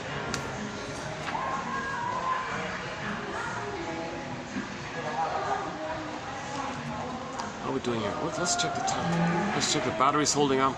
4:41.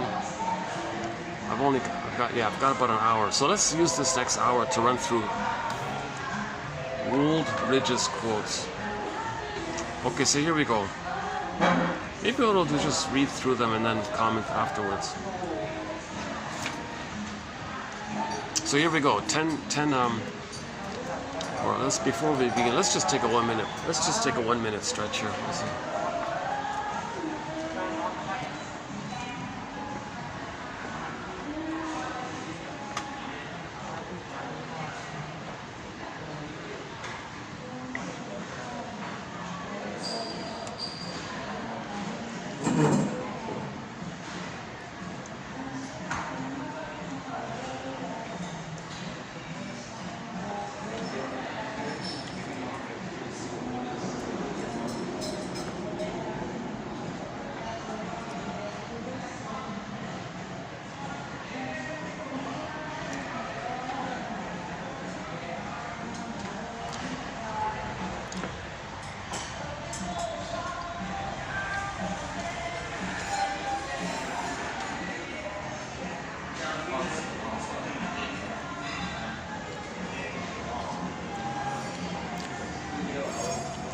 No, we're not on a spaceship. Those are just lights on the top.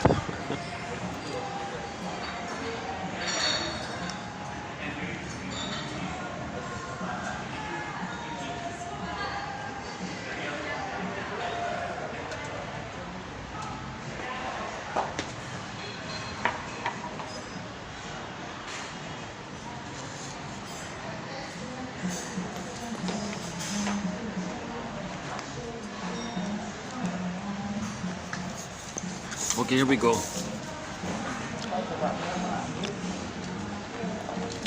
Okay, longing for comfort. So emotional eating means you wanted to be soothed and felt safe. You wanted to be comforted by the mother.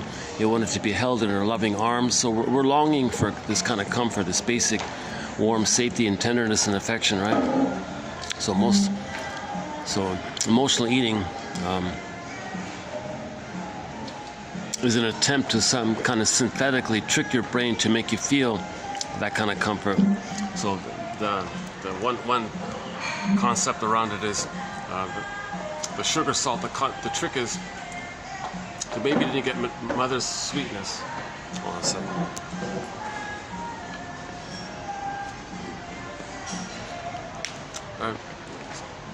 So Woodman's line about this is Miriam Woodman, author of the book Addiction to Perfection, etc. Her line is that the baby didn't get maternal sweetness, mother's sweetness kind of thing. So what can symbolize that later on? Remember, repetition compulsion, if you don't get it, you're still trying to get it. So later on, how do you get it? Well, something symbolic of it. So ironically, the person might choose sweets as synthetic, as a symbol of mother's sweetness. But that's not mother's sweetness, it's just a representation of some kind of wordplay, imagining. But the trick is with sugar, salt, and fat is that sugar, salt, and fat tricks the mammalian part of the brain in the person to think that the person is safe by the concentrated food, and the safety by the extra food releases the comfort of serotonin, which is what the baby would receive when he felt safe in mother's loving arms. He'd get serotonin. Now the person didn't get that serotonin from the loving arms and the wiring there that would release a continuous stream of it in a healthy way like that. That's missing. So he wants to induce it. So the trick is, he'll take the sugar, salt, and fat, trick the brain to release serotonin by the trickery of thinking they're safe by the surplus food. It's not the mother's love. It doesn't. The cookie doesn't. The cookie doesn't say to the person, "Oh, hey you, I see you're eating me because you didn't get soothed by your mother." Okay, and the cookie's not going to say, "Okay, don't worry, person. Don't worry, emotional eater. I, as the cookie, will invent a time machine and a morphing machine. Okay, and you and I will go into this special machine. We'll fly back to the nursery. I, as the cookie, will morph into a loving mother breast. You'll be the baby again, and I'll hold you and nurse you and give you that sweetness." That's not going to happen. Okay, so back to the present. Oh yeah, and so the fantasy is they go back, get the experience, hop back in the time machine, come back to the present, and the person doesn't eat the cookies because he's got normal serotonin with him.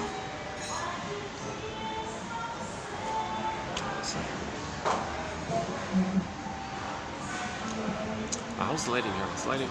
We're losing the lighting here.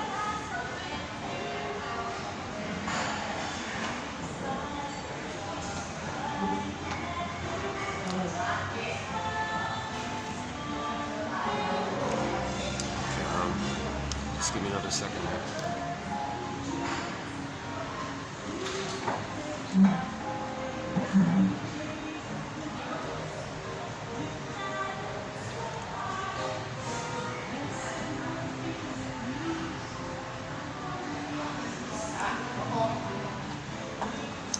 But it does replay the disappointment, right? Baby was disappointed. Eat the cookies, you'll be disappointed again. It does replay it. But in the meantime, you search for it. While you ran away from the memory of not being, while you're running away from the experience of mother hurting you, you're searching for her, but you're disappointed, so you're replaying it. Plus, just in general, the person associates soothing with the mother, and the main thing with the mother that she's feeding the baby. So it gets blurred up for the baby. So they may think milk and food is mother like that. So they may accidentally kind of cross over like that. So later on,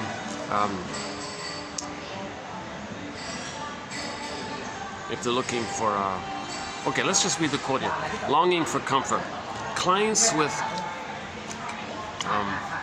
eating disorders are deeply defended against a direct recognition of their object hunger. Okay, this jargon, object hunger. So the first object for the baby is the breast mother, right? So that's why they use the word object, because you have whole object, that's the whole mother as a human, but the baby's relating to a part of the mother, the breast, has like a part object. So that's why they call object. It can be like a whole human, anything you're emotionally connected to is an object. It could be a place, it could be your home, a city, or anything that you're emotionally kind of attached to, that's considered an object. So the first object for the baby is the breast mother. Right? Now the baby didn't get that properly, so he's got object hunger. They call it object hunger. What's wrong with the lighting here? Why am I not getting lighting here? Let's try this. Is that better? Is that better? Oh, let's do this then. All right, let's do that. Okay. Clients with so emotional eaters are deeply defended against a direct recognition of their object hunger, repeating their defensive engagement with this traumatic theme, new phrase here, traumatic theme, like a theme, a continuous hurtful kind of thing that's going on. It's a traumatic theme in their relationship to food. Okay, Boris 1984 suggests that the hunger for food is, quote, a ruse, the flames of which are fanned to obscure object hunger, so food itself is a counterfeit substance to substitute for the longing for fusion. Okay, fusion.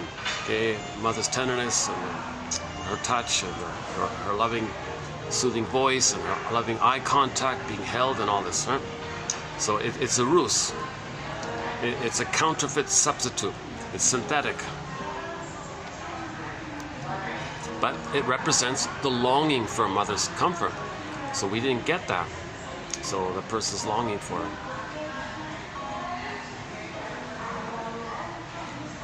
So that's the thing. When we don't get it, we keep on trying to get it all our lives.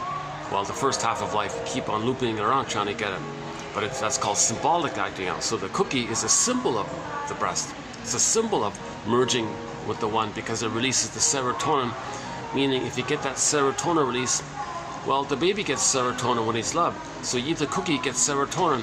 So one author says, it's not about the cookie, it's about getting the serotonin. It's just some trick to get the serotonin. Who cares if it's a cookie? They want the serotonin kind of thing.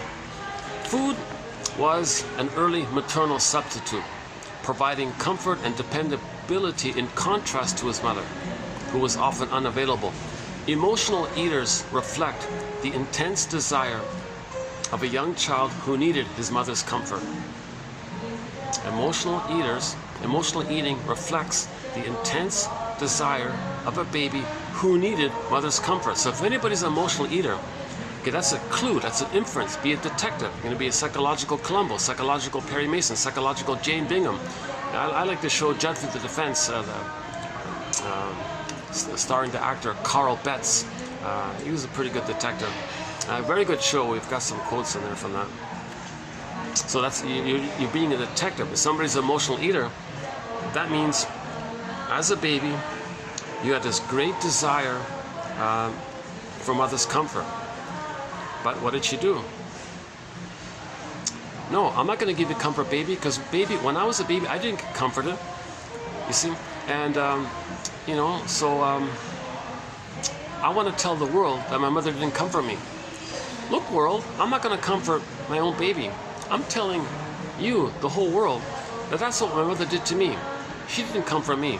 I'm going to communicate this by not giving comfort to my baby. And that's, so she's speaking here, that's my way of telling everybody that my mother didn't comfort me. So she's angry at the mother, she's trying to show up the mother, Burglar says.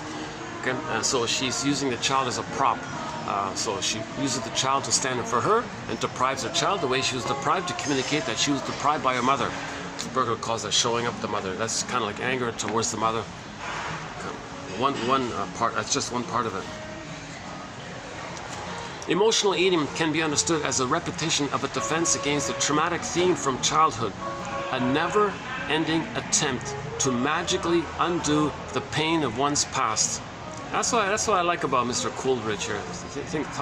He writes like this: emotional eating can be understood as a repetition of a Emotional eating can be understood as a repetition of a defense against a traumatic theme.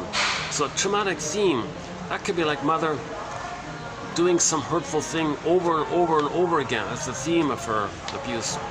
She can abuse the child in some different way. That's a different theme. She can abuse the child in some other kind of way. That's a different theme, right? If the mother says, "Baby, if you have your own thoughts, you betray me. You're with me or against me," that's a different kind of traumatic theme. So there's different sort of themes like this. So we'll make a follow-up on that in a minute. Again, emotional eating can be understood as a repetition of a defense against the traumatic theme of. Well, that coffee really is I think that coffee's a little stronger today. Yeah. Okay. Now let me slow down. Just to explain why I'm talking so quickly. I'm not really a coffee drinker. I'll drink some decaf sometimes, like teas and juices and things. But when I come out here, I buy it when they don't. The teas, honestly speaking, for me, I didn't find the teas so great here, and then they don't have decaf, so I know, okay, fine, give me a regular coffee, and maybe the caffeine will help me to speak more quickly. Maybe I can get more material in. Maybe it'll compensate for my anxiety. If I can give you more data, maybe that compensates for my anxiety in speaking. Once again, I haven't been analyzed, and you're seeing my anxiety with my ums and ahs and stops. And I myself, when I hear a speaker on YouTube or something with these ums and ahs, it kind of tires me out. I know it's not appealing like that. So maybe my compensation is, well, A, you get the quotes, and B, maybe I'll try to cram in more material. Sort of thing like that. But this is a pretty good quote here. Food was an early maternal substitute. Yeah, so baby's crying for mother. I need your maternal sweetness. I'm busy, baby. Here's the cookie. Here's the pacifier. No, I don't want the pacifier. Okay, and then the mother she's really cruel. She dips the rubber nipple in some honey. Here you go. Shut up, baby, right? And the baby's very shamed by this. This is a very abusive thing. This is abuse.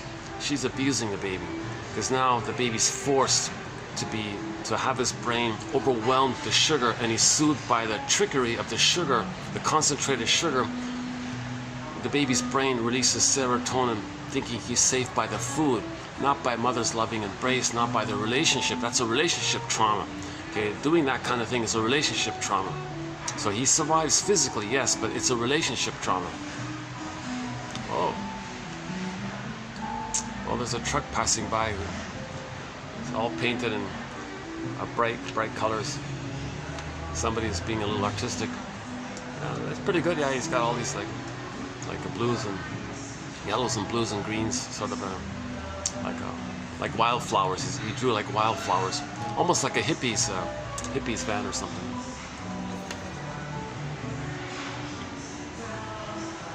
Emotional eating can be understood as a repetition of a defense against a traumatic theme from childhood.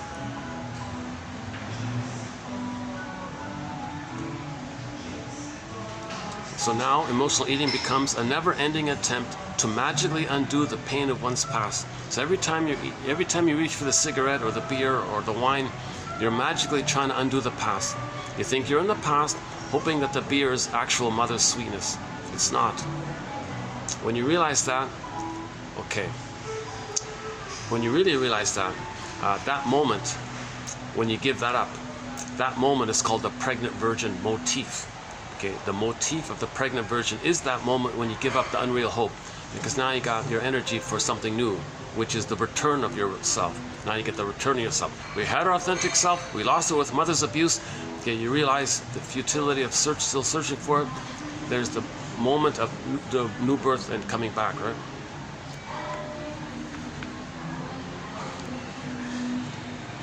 Okay, a little bit more about this thing about the the traumatic theme. A child's inherent wish for a fruitful exchange with her parents can be frustrated in many ways. To capture this, I use the term traumatic themes. I like it, it's good, traumatic themes, which are chronic patterns of frustrating and depriving childhood experience at the hands of caretakers day after day, month after month, year after year, etc., that take on the emotional significance of cumulative trauma, like a strain, they call it a strain. So the traumatic theme is basically this strain trauma. It leads to a strain trauma. This constant mini misattunements, macro-attunements, these constant micro little things the mother's doing again and again and again. This little mini witchy things she's doing. No, baby, I want to control you, so you never leave me. That can be a theme like that. That leads to a trauma. That continuous accumulated buildup leads to a developmental relational trauma. For example, a mother's persistent intrusiveness. Okay, so she smothers the baby, doesn't let the baby have their identity. She clings to the baby and treats the baby as if the baby were her mother, using the baby as a teddy bear. So she's intrusive, engulfing like that, swallowing the baby up, so to speak, because she wants to be one with the teddy bear, and the teddy bear is the mother, so she wants to be one with the mother. So that's a traumatic theme.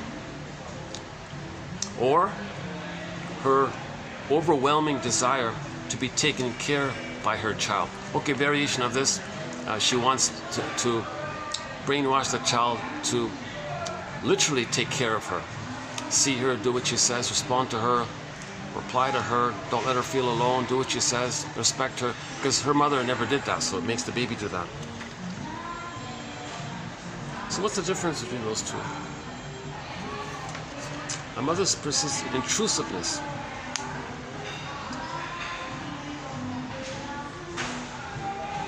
Well, I'm not so sure I'm not sure about the difference between those two. Okay, or another one here. Okay, let's on the father. Or a father's ongoing emotional unavailability in the face of his son's longing for connection are a few examples of traumatic themes that emerge with varying degrees of severity in the histories of emotional eaters. So let's say the son needs help to get out of this mesh with the mother. He'd love to connect with the father, but the father is emotionally unavailable, absent, emotionally absent, psychologically absent. Leave me alone, kid. Just stay with your mother. Go to her. Don't bother me. Okay, so that's a traumatic theme. He needed help to get out of that stickiness with the mother and form what's called the triangle, this so-called triangle thing that eases him into the world of reality out of the mother. And the father is like the first representation of the world outside the mother. And that father world is missing. That could be a traumatic thing. The parent, so the parent doing this, okay? The father or mother doing this. The parent is likely repeating a traumatic theme from her own history that has not been mourned, and because so often repeated, has become an aspect of her character. The child is rendered helpless in his attempts to change the parent into the wished-for figure. So the child's going to try to save the mother. Come on, mother, be a loving mother. He's going to try to cure. He'll get exhausted, right? He'll be rendered helpless in his attempts. The child is then unable to mourn the loss of the wished-for experience with his parent. So he can't mourn the loss of not having a good parent because the psychic structure needed to be able to mourn is first having been loved. There's the dilemma, right? In order to mourn that he didn't get a loving mother, to have that capacity, he's got to have a loving mother to do that. The child, instead of mourning, the child's going to rely on defenses against disillusionment in this all-important relationship. These defenses in turn become the repetitions that over time etch themselves into his character. Yeah, etch, stencil in, stamp in, etch in, Because you do it again and again. So he can't mourn, so defense, defense. Mother's all good, mother's all good, defense, defense. Mother, he can't mourn, he can't admit the mother hurt him. That's a defense, it etches in, becomes his character, and it's kind of...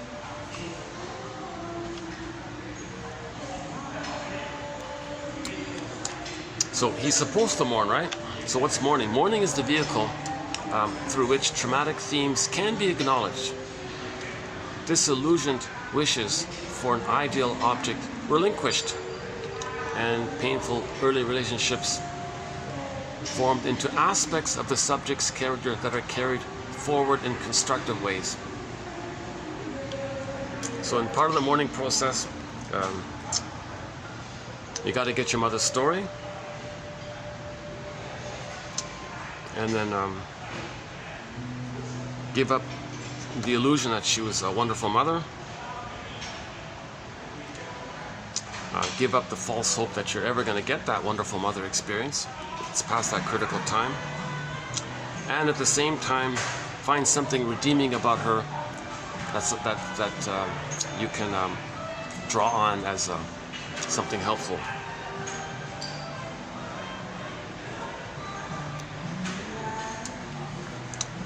Okay, this next one here was about a guy who, before bedtime, he panicked. So at midnight, he charged to the fridge and would binge eat. His nighttime eating, his midnight eating, he felt a sense of deprivation. Oh yeah, so he caught himself. So he did the Roger Gould thing. He before he opened the fridge, he paused. What am I really hungry for here? Okay, I wasn't comforted at night. My mother made me cry myself to sleep in the crib at night. I was screaming and crying, and mother said, let him cry himself to sleep. That's abuse, by the way. Okay. If the baby is separated from mother between birth to 4 to 5 months, that's abuse. He's not soothed, he's not comforted, he's going to use food later on. So maybe that's a clue. If a person is an emotional eater, maybe the baby was removed from the mother and put in a separate room in a crib like that, and then he was crying and screaming, and the mother said, oh, let him cry himself to sleep. That's abuse right there. So later on, he became a binge eater at night. But as an adult, he paused and said, what am I really hungry for here? Gee, I wasn't soothed, was I? I wasn't held and comforted, was I? I felt I was deprived, wasn't I? So now he's engaged in the work of remembering, as opposed to repeating and reproducing the past and replaying the past. So either we repeat and don't remember, or remember and stop repeating. Now when you remember, there's usually some kind of feelings around it, then you can stop repeating. So when you get your story, memory, and feeling, you stop repeating. We repeat and search for those. If we don't have those, we repeat to find them, and we stop repeating when we get them.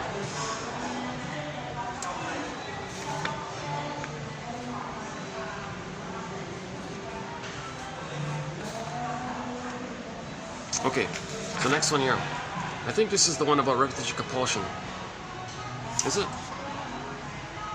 Where's that? Let's jump to that repetition compulsion one.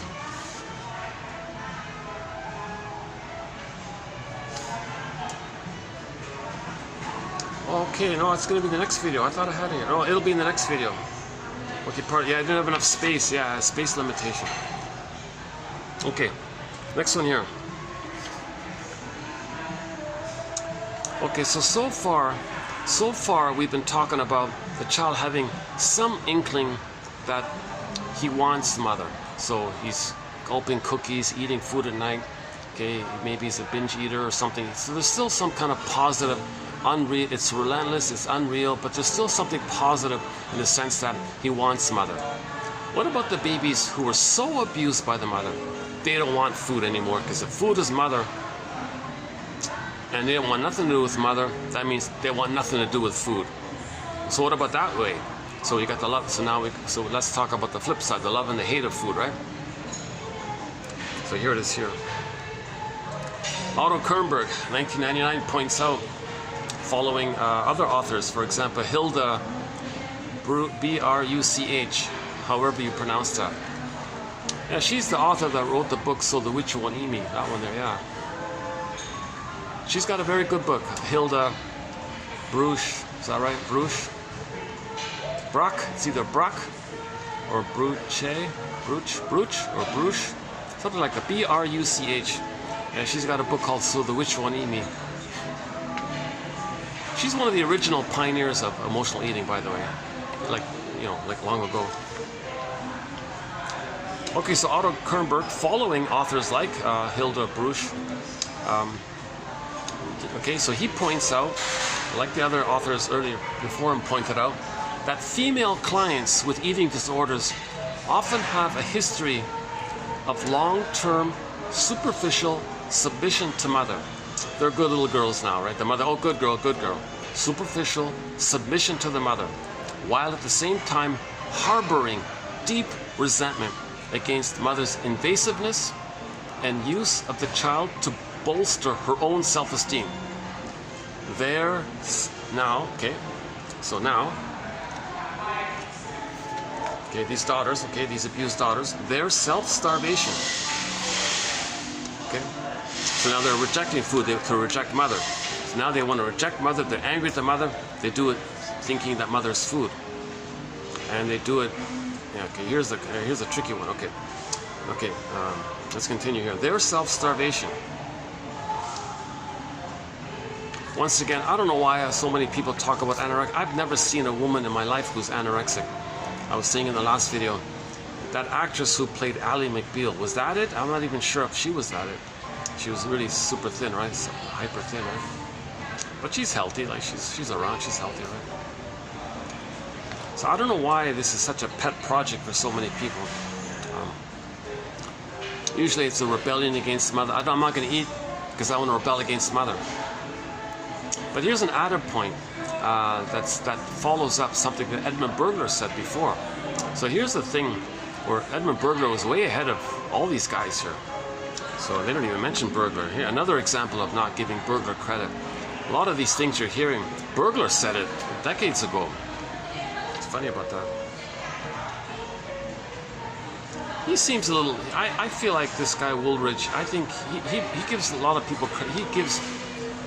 He quotes a lot of people, so he's always giving credit to almost everything he says, pretty much. So maybe by just by chance, he also never came across Edmund Burglar.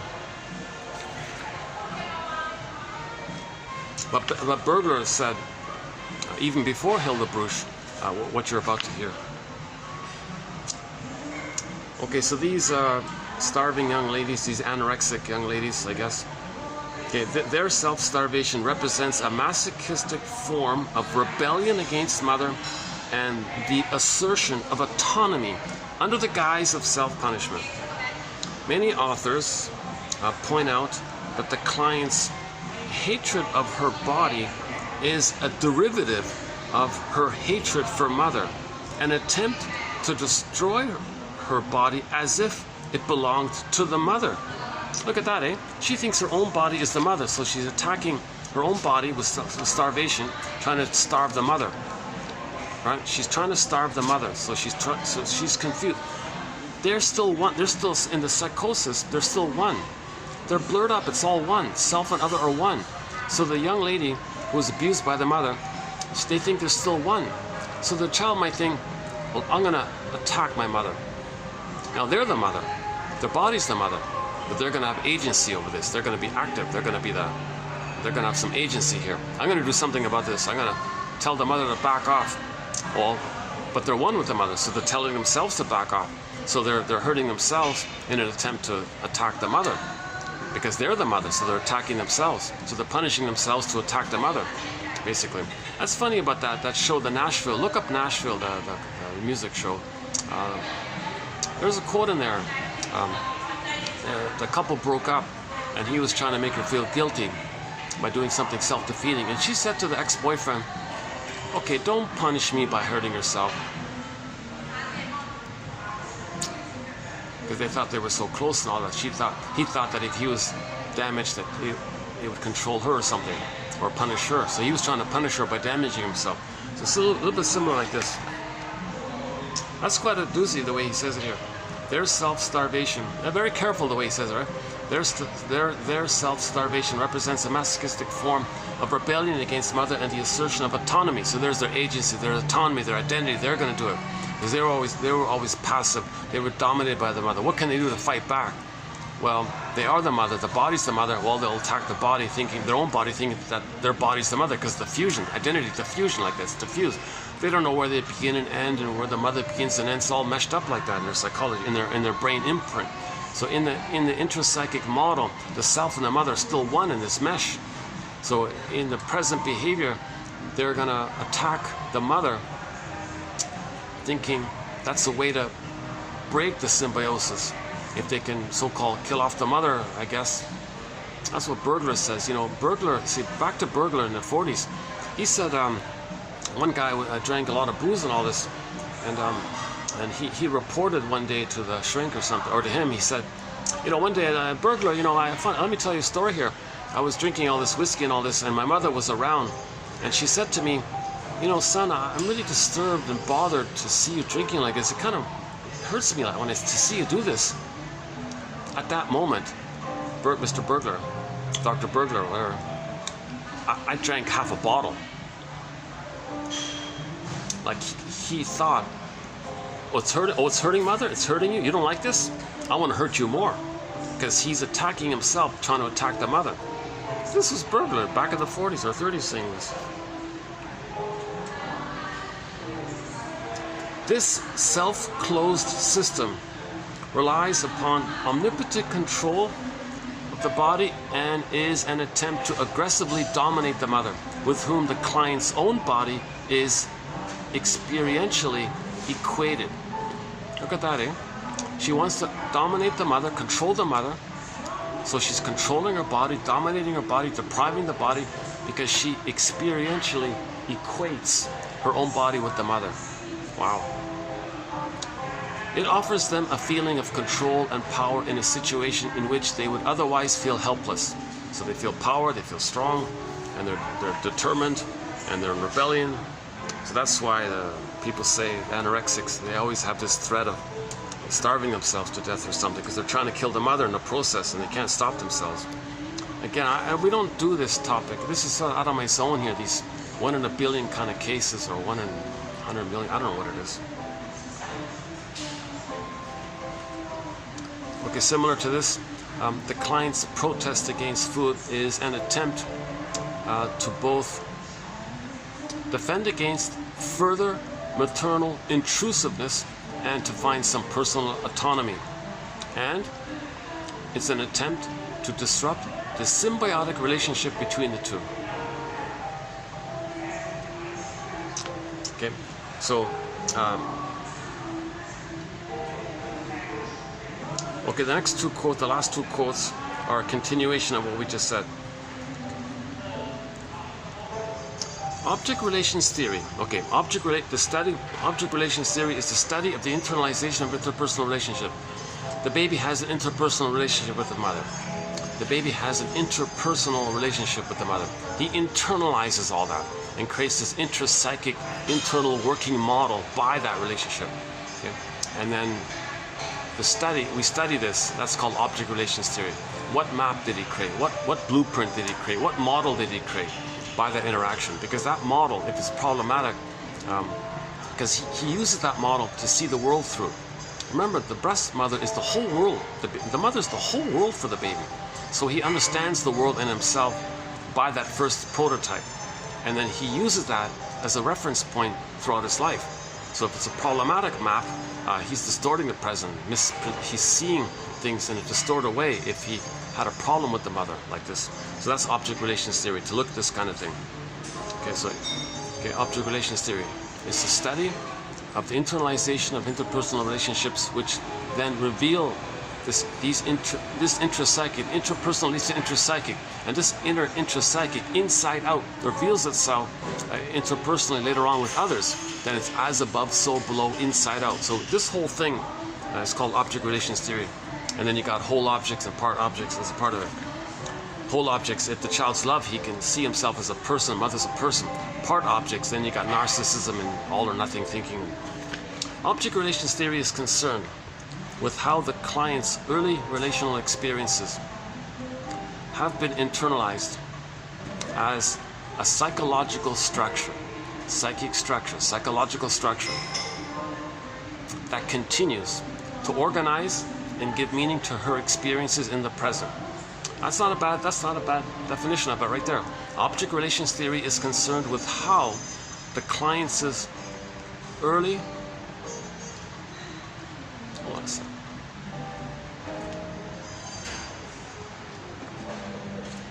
Okay. Last time I saw a guy just sitting underneath me, I thought maybe it's just this. He's gone. Okay. I was wondering why I was so quiet. Okay, object relations theory is concerned with how the client's early relational experiences have been internalized as a psychological structure that continues to organize and give meaning to her experiences in the present. Are her objects whole, reflecting both the good and bad aspects of important early relationships? Or are they parts, representations of all good or all bad experiences of intense gratification, longing, or deprivation? So when it's part object relating, things are intense, hence the BPD patterns, everything or nothing. One lady said that when she's dating a fellow, that if the fellow doesn't give her everything, click, he gives her nothing. That's part object relating, because she wanted the perfect breast. Okay, one of our mentors, James F. Masterson, in 1978 argued that the client with anorexia nervosa has an internal maternal object that becomes hostile and rejecting as the client moves toward separation and individuation. Okay, so in the map, the feeling is if the person wants to be autonomous and be themselves, it's attacked. The memory of mother criticizing him says, no, you betray me, you're with me against me, attacking him. That's the internal thing. Again, so the client with anorexia nervosa has an internal maternal, an internal mother representation. So a part other, part mother, a part of the mother, the rejecting mother.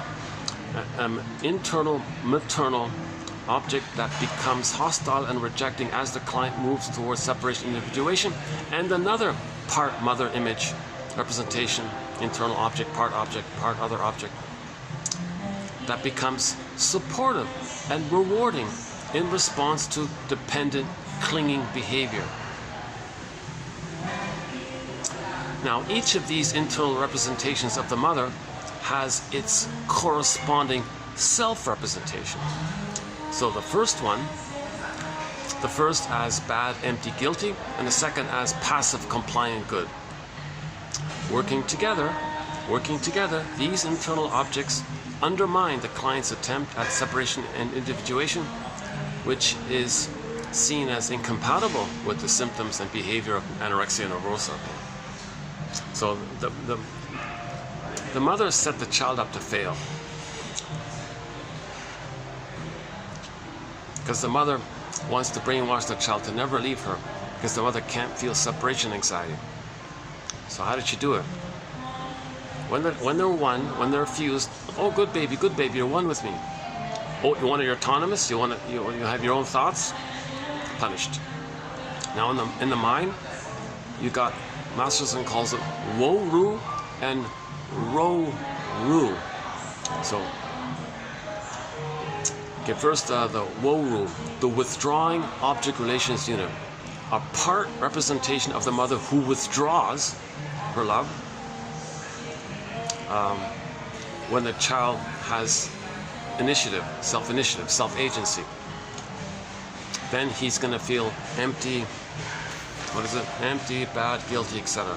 So there's a self-representation that feels empty, bad, guilty, linked to an part-object representation that withdraws and rejects him. Now when that takes place, he's scared, get the linking affect, they call it abandonment depression. Okay, rage, helpless, hopeless, powerless, scared, terrorized, okay, etc. So when the child's like that, and he regresses, okay, mother, I'll stay one with you. Oh, good boy, good boy. So now she rewards and supports the regression of the fusion. So that's powerful brainwashing. What's the child going to do later on to get out of this thing, out of this trap? So they feel imprisoned in the mind like that, right? Emancipation. Bob Marley, emancipate. What's the child going to do? Well, one possibility, one option, I guess the child figures is, maybe I could disrupt this setup in the brain by not eating. Because that'll be my fighting back against the mother. That'll be my effort to have agency and initiative to fight the mother and have some agency. So I won't eat if food means mother, and if my body means mother, and food means mother. That's the attempt to have agency and to push back the mother. So that's the rebellion against the mother. Okay, it's a protest against the mother. And another thing about the undevelopment, Master says it's a protest against development, because to develop, you got to maintain that setup. So I don't want to develop with that setup. I want to break this setup, so to speak, and have some self-agency, have my identity kind of thing. So anorexia nervosa is an attempt to fight with the mother and have some agency, in other words. Thinking that their own body is the mother, so they're attacking their mother by attacking the body, which is the mother, they think. So they're doing something to change the internal representations. Now that's not the way to go, of course. The way to go, of course, is to understand why the mother did this. Okay, she did it because she didn't want to feel alone. Okay, now you have some empathy, some understanding. Now you're getting some identity. Now you can cry for yourself, you can cry for her, you can cry for the whole thing. Now during that process, you might temporarily feel like that Good Days video by Anne Shell. When you realize mother did this to you, and you lost your spirit, you might feel like that video to a degree, right? To one degree or another. But the point of that video was, hang in there, because there's something always, it's called nature's innate drive for healing. There's something within the system that's trying to help you and heal you. So just refer to that and hold on to that kind of thing. Like something supporting you. Just remember that somehow. But that's just a part of it. The thing that's supporting you might be saying, A, find out why your mother did this. Give the scarecrow a brain, build a catcher's mitt, build a nest. So maybe our metaphor for this is the Dorothy one, right? Okay, so Emily Dickinson has a poem about trauma. A great hope fell. Right off the bat, what a great line. The baby had a great hope for a secure attachment style. That fell. Betrayal trauma. You heard no noise. The wreckage was within. The trauma, right? Frozen up, petrified, statue, turned to stone, unreal. The trauma, the wreckage, down a tunnel, down a cavern. Emotional hypothermia, emotional coma, emotional catatonia, alexithymia, affect phobia, okay, emotional illiteracy, low EQ, I guess, whatever. Let's just stick with affect phobia, or alexithymia, or fear of your feelings. That's the wreckage. Oh, cunning tale that let no witness in. So that cunning tale, that's the key under mother's pillow. That's the cunning tale that she used the baby to try to meet her needs. That's the cunning tale. Okay, that let no witness in. So the image for this is the scarecrow in the Wizard of Oz. Remember, he was looking for a brain, doesn't know anything. That means in trauma, we don't have the setup to know and understand anything. So we want to fix the scarecrow, give the scarecrow a brain. These quotes are an attempt to give the scarecrow a brain. Okay. Another image for that is that's the frazzled ego. So upgrade the ego to a brick house. So now we cross over to the children's story. We want the straw house to be a brick house. That's a firm ego. Because in the brick house, the wolf disappeared. Because with the brick house, you know that the wolf is a symbol of your oral rage and greed. And the knowledge of that means the image goes away when you accept your feelings. And you have a brick house to accept your feelings. You need a brick house to accept your feelings. That's why the residents can stay in the brick house. Then the wolf image disappeared. The straw house and the wood house wasn't strong enough, so the wolf huffed and puffed down those houses. Okay. Now everything's love or a cry for love. So with trauma, we're not loving life. That's the tin man without the heart. Not loving life. Doesn't love. He's empty in all this, right? He's not loving life. He's not expressing his uniqueness. He can't love life. He can't love relationships. And so that's the tin man. So the scarecrow and the tin man being like that, okay, it means the person's going to feel disembodied. That's the cowardly lion. Now this is a fairy tale. It's a metaphor for inner dynamics. So Dorothy's the part of the mind, part of the psyche that's related to this innate drive for healing. So Dorothy's trying to line things up, get the mind, heart, body lined up like that, get them together like that. Or we can maybe broadly say, step back and say, be like Dorothy, and realize that if the person feels disembodied, okay, not loving life, okay, first things first, give the scarecrow a brain. So these 10,000 quotes, your mission, should you choose to accept it, okay, is to give the scarecrow a brain. So these quotes, they're like bit by bit, you're weaving this basket or a ketchesmith and firming up the straw house to a brick house bit by bit. Now these quotes aren't perfect right off the bat. Some quotes are single, some are double, some are triple, some are home runs, some are grand slams. So different degrees here. So just to be clear here, these quotes are not perfect. They're theories, they're constructs, they're hypotheses, they're guesstimates, they're ballpark approximations, they're invitations for mutual exploration, they're clues helping you to be your own detective, story medicine detective. They're prompts to free associate. So if you get so your mission, should you choose to accept it, pick that one quote that you like, and then ask yourself, why did I choose this, and write about it. Or what does this quote remind me of, and make more unconscious to conscious. Free association, so-called basic rules to make the unconscious conscious. So when you're free associate, you may get more insights like that. You may make the images Hermes flies across, giving you a message from the unconscious to conscious. So when you make something that you didn't know about yourself and now you know it, the images Hermes flies across with the message from the unconscious. So sometimes the unconscious, sometimes the energy of the unconscious called id is personified by Poseidon, and in the Odyssey it was Poseidon, right? So again, the id just means the energy, your life force bound up with that old trauma and that survival brain. So it's kind of powerful like that. That's what the iceberg metaphor driving the whole thing, right?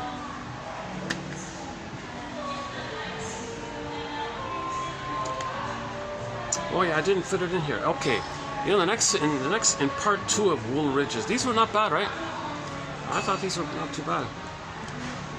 So let's see for me, what's the one that I like the best here? Hold a second.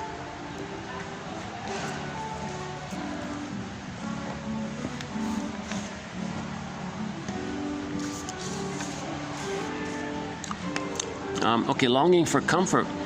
Clients with eating disorders are. Oh, hang on. Oh, the cord fell out. Okay, hold on a second. If this battery cord runs out, I might not be able to get much battery left here. Hold a second. This thing fell out on me. Hold a second.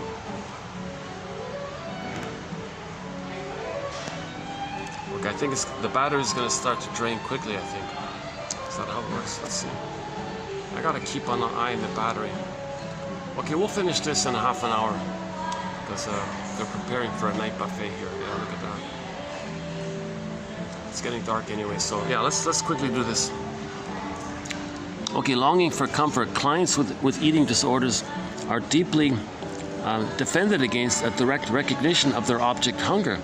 Yeah, so when you're eating cookies, you have no idea. You're oblivious that you're looking for the breast.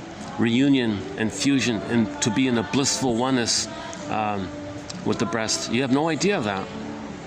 So you're repeating this theme, but this is a ruse, the flames of which are fanned to obscure your object hunger. So food itself is a counterfeit substance to substitute for a longing for fusion, the blissful oneness. You're longing for that blissful oneness. You're longing for that original constant craving, mother-infant dual unity. Didn't get it. Okay, mother puts the baby in a crib and makes him cry. He didn't get it. So that fusion is called the blissful oneness for the first, from birth to 4 to 5 months. It's supposed to be a blissful fusion there called Garden of Eden and Shambhala and Shangri-La and heaven and paradise. Didn't get it. That's the fusion. Okay, so being held and soothed and tenderness and touched, and mother's loving voice and lullabies and loving eye gaze. Okay, Mary Ayers talks about the eye gaze.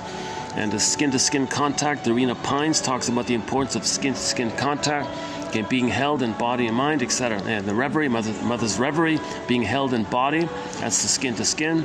Okay, and the mind means her reverie and consideration, a mentalizing capacity, understanding, having empathy and understanding for the baby situation. That's not bad. Okay, that first one's not bad.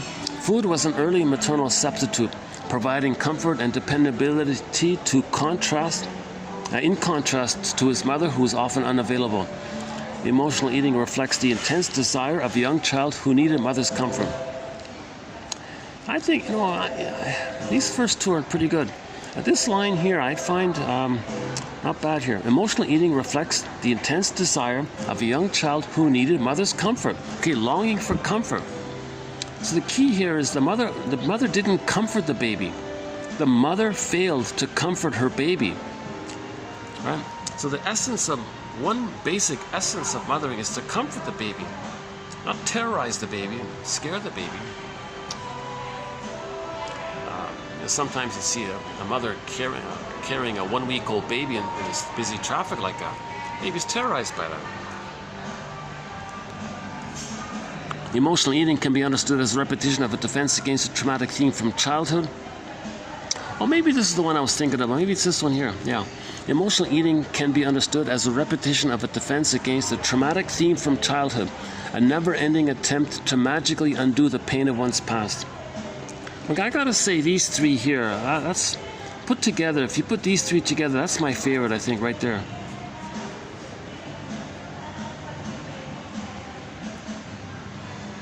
Okay, this main one, this one was pretty good.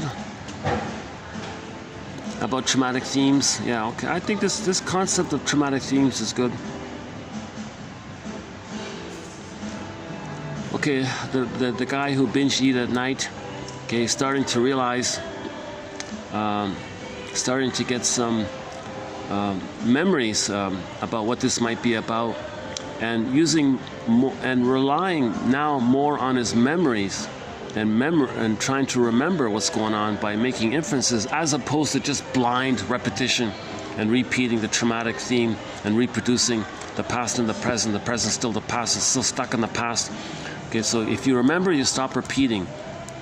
So he was remembering when he asked himself, what am I really hungry for here? Mother didn't comfort me, mother didn't soothe me, mother made me cry in the crib. What was it? Something like that. Here's a good one here. Mourning is the vehicle through which traumatic themes can be acknowledged. So traumatic, you got to acknowledge the traumatic theme. What was the traumatic theme? I think a lot of people will say, yeah, the father was never around. Well, that's a traumatic theme. Okay, the engulfing, smothering mother, that's a traumatic theme. Okay, using the child as a narcissistic extension of her, that's a traumatic theme. Using the child so the mother never feels alone, that's a traumatic theme. You got to identify this traumatic theme, number one. Okay. Number two, okay, disillusioned wishes for an ideal object relinquished. Okay, so you got to give up this relentless, blind, unreal hope that you're still going to get this blissful union with the breast mother. You got to give that up somehow. Okay, you do it by getting your story. That's what this is all about. Get the story here. And then finally, there was something redeeming. There was something redeeming about the mother, nevertheless. Okay, so so I think that our starting point on this topic is Bruce Springsteen. Okay, your mission, should you choose to accept it. Open another window here, type in Bruce Springsteen, the singer, Independence Day, Toronto, and listen to the introduction, the intro he gives to that song. Now, the guy who filmed it was way up in the rafters, so you don't really see him. But the audio is clear. We're talking about emotional independence day from the mother. Emotional independence day from the mother. So he talked about that. Okay, see them as people. You're startled. You're startled that they're people. They hurt you, yes. Still some blessings. So see the two sides of it. And then you can kind of accept the positive side of it. And relinquish this either-or mentality. She was a goddess or a demon. You got to see her as a human who was wounded, and still some blessings. They were people. Hopes and dreams didn't pan out. And be startled that they're people, not just parents. Rosanna, an elder named Rosanna Deerchild says, quote, "The more I learned of my mother's story, the more of a person she became to me." So see them as people. See them as wounded people. See them as trauma survivors. Yeah, that's yesterday's quote. See your parents as trauma survivors.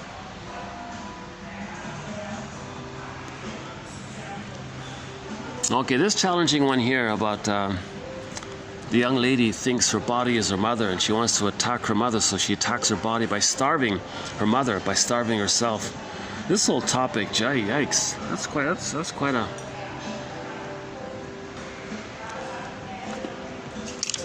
That's a tough one, yeah.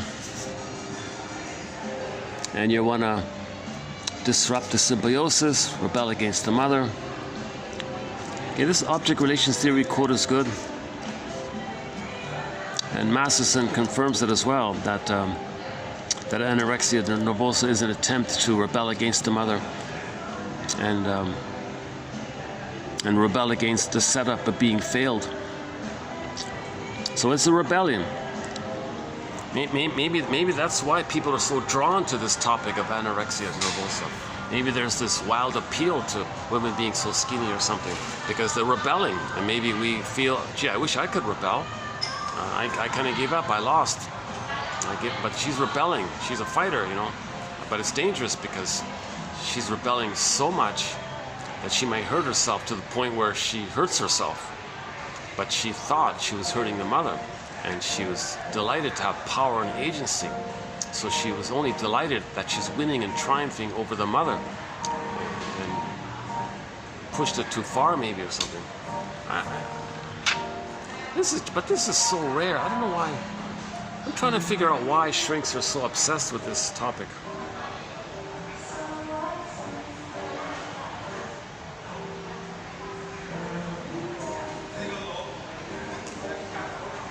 But Masterson has a book about adolescence, so that's why he knows a bit about it. How's the lighting? Oh, the lights. Okay, we're running out of light here. Yeah, so we'll finish this video up in a couple of minutes here. When the first guest arrives, I'll leave, I think.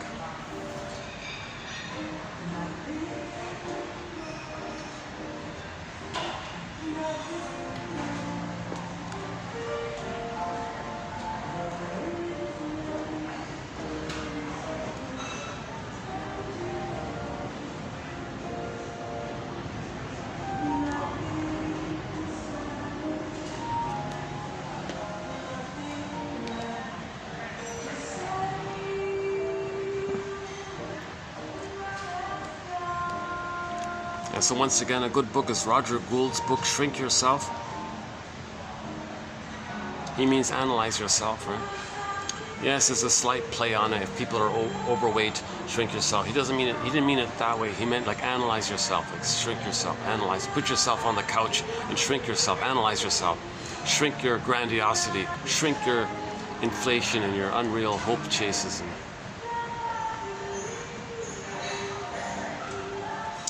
That alone will do it. If you can shrink your infantile megalomania, if you can shrink your, this regression to thinking that you're on the throne, and self-sufficient superiority complex as defense against the underlying shame, which you see into others holding it for you and shaming yourself, meaning shaming the others who are holding it for you, to deny that it's within. So shall I compare thee to an onion? So yeah, there's one about Mr. Adler, which we don't talk too much about. That's his main thing, right? That the superiority complex is just created to make you unaware that really you feel inferior underneath. So the way to do it is find proxies and see them as inferior, Then you regress to the time in the uterus when you were on the throne. That's your superiority complex. So yeah, that jumbo screen they have down there. There's a screen there. At one time they had the catwalk models on there, and you can really see this cold, aloof, detached look on their face, as if to say, I don't need anybody. I'm self-sufficient. I don't need you. I got everything. And they had that kind of look about them, and so that's a defense mechanism. So they're displaying this defense mechanism of that attitude which we regress to when we're not nurtured and loved. And the voyeurs there are taking pictures of it. Yeah, I kind of, I'll let her be a proxy for this defense mechanism for me. So she'll express my defense mechanism for me. So I'll feel like her. In other words, I'll think like her and feel like her and imagine I'm her a little bit, and then that takes me away of the pain of being unloved and uncomforted. That's the key phrase here. Yeah, so two key phrases in today's video. This issue about comfort, like longing for comfort, not getting mother's comfort. This whole issue of comfort.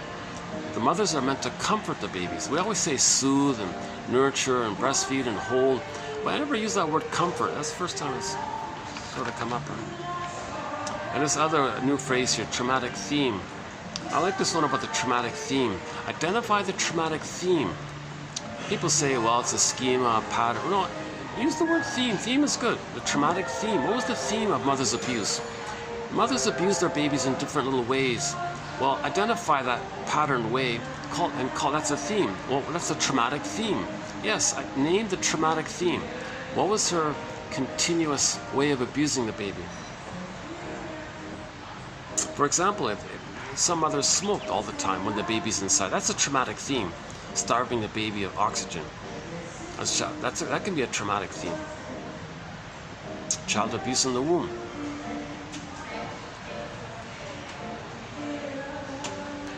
I think a very good traumatic theme is when the child comes to the mother for some kind of comfort, and the child's distressed about something, and the mother amplifies the distress, exaggerates it, and says, "Oh, that you're worried about that? Oh, then this is going to happen. That's going to happen. That's going to happen. What's wrong with you? Why'd you make this? Why'd you create this? Why'd you make this problem? What's wrong with you?" That could be a traumatic theme.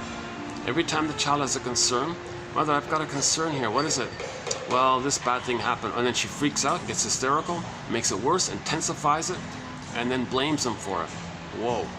So now the result is they'll never turn to their mother because it gets worse.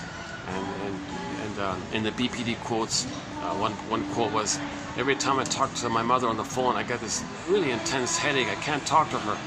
I can't visit my parents on the holidays because I just feel worse afterwards." It's kind of coming up like that.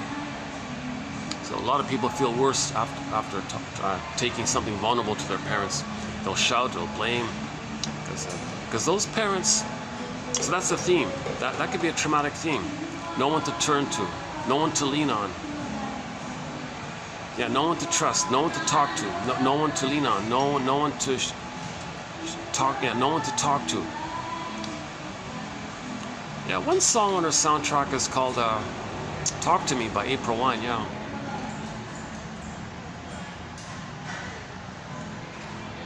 So no one to talk could be a traumatic theme. Never had anyone to talk to. Another song, it's not on our soundtrack, but there's a folk singer named Lynn Miles. She's got a song called "Night Drive." In the song, she said, I need someone to talk to, no one to talk to. I'm going for a night drive because I need someone to talk to. No one around to talk to, so I'm going for a drive.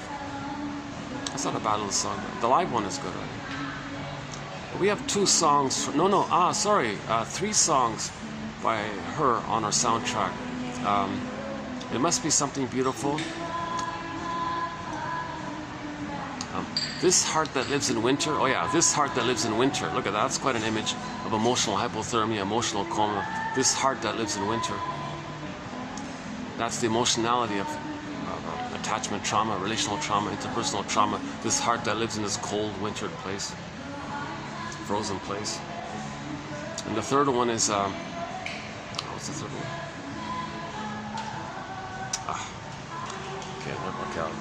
Never mind. It's in the soundtrack. Yeah, there's a third one in there.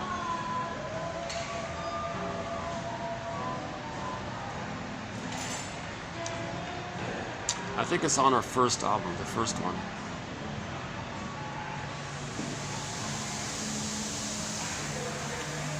Farron, we got 2 good songs by Farron, the folk singer Farron, on our soundtrack. Lots of classic rock, lots of songs by indigenous singers, great singers. Gentle Warrior by Caroline Johnson. Okay, Willie Dunn, okay, Willie Mitchell. When I say Willie Mitchell, I mean the one who sings Call of the Moose, Birch Bark Letter, I Promised You a Song, okay, Killing the Mind, that one, and a few others. The Cashin Band, Kelly Fraser's song Searching for a Seal, sad story about her. Let's remember her, yeah. And Susan Aguilar, Buffy St. Marie, and Brian Andre. We've got like 5 or 6. No, sorry, we got more like 7 or 8 songs by Brian Andre. He's only got 2 CDs. Great singer.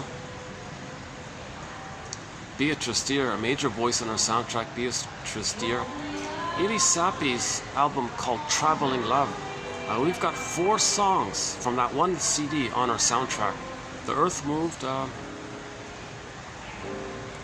Love You Gave, that's a great one. That's my favorite one. The Love You Gave. The Love You Gave. The Earth Moved. The Beat and Lead Me On. Yeah, those 4. One from Sylvia Bernard. One from Janny Luzon. A song called Broken Spirit. Sylvia Bernard's song is in French, Je te destiny. The Cashin Band, of course.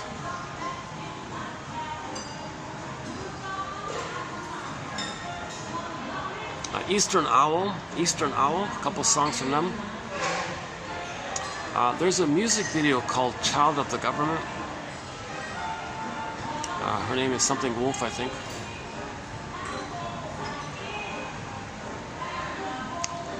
And there's others. Robbie Romero, the Heartbeat song. That's a great song, eh? There's a heartbeat, yeah. Out of the Thunder. That's a great music video. The 2 guys on the on the rocks, up on the, kind of like on the top of a hill or something. That's a cool video. Those 2 guys, yeah.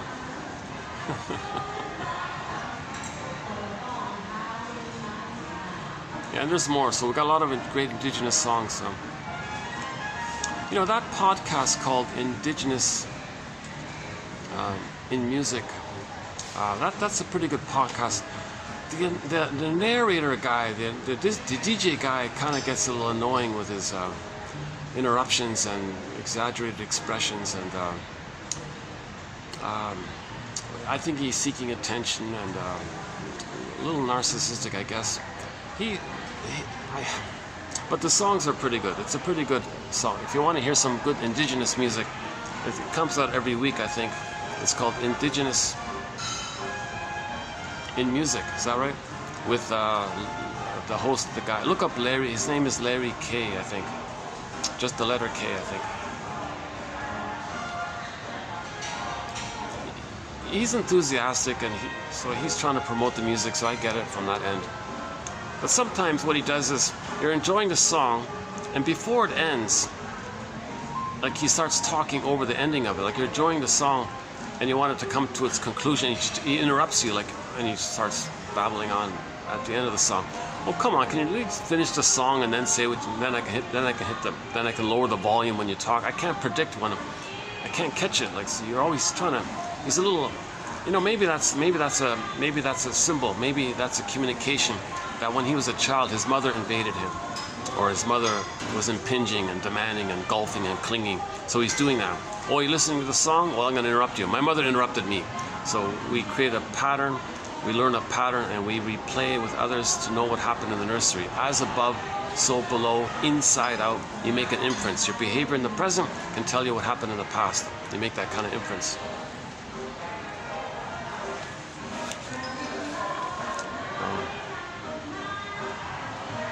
Yeah, the traumatic themes.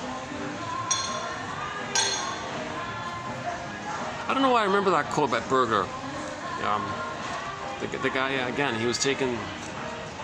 We don't have any quotes on alcoholism, but the purpose was Berger interpreted his behavior as him trying to attack his mother.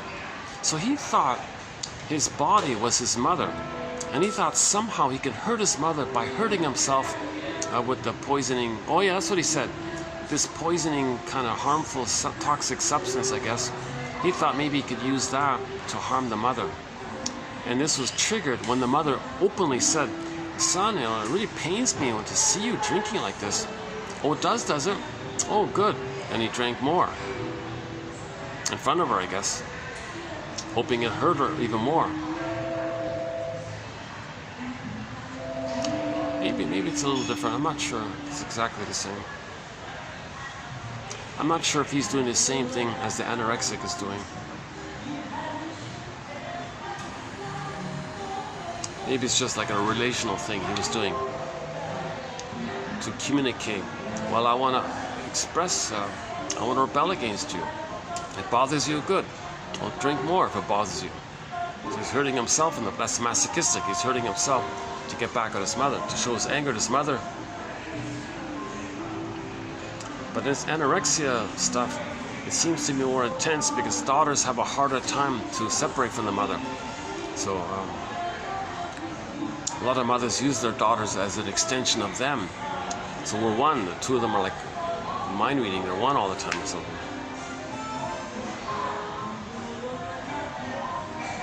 Telepathy. They're telepathic with each other. They're one like that.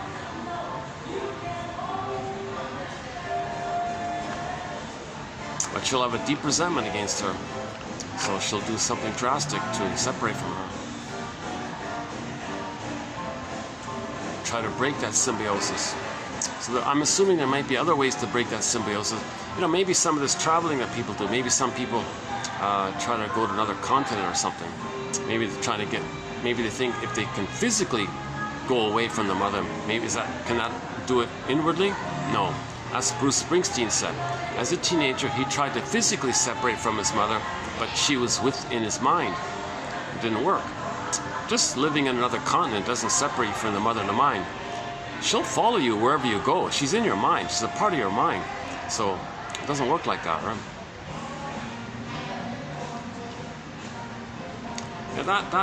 Yeah, that sort of reminds me of Edmund Burger. Another quote by Edmund Burger from his self-help book called "Divorce Won't Help."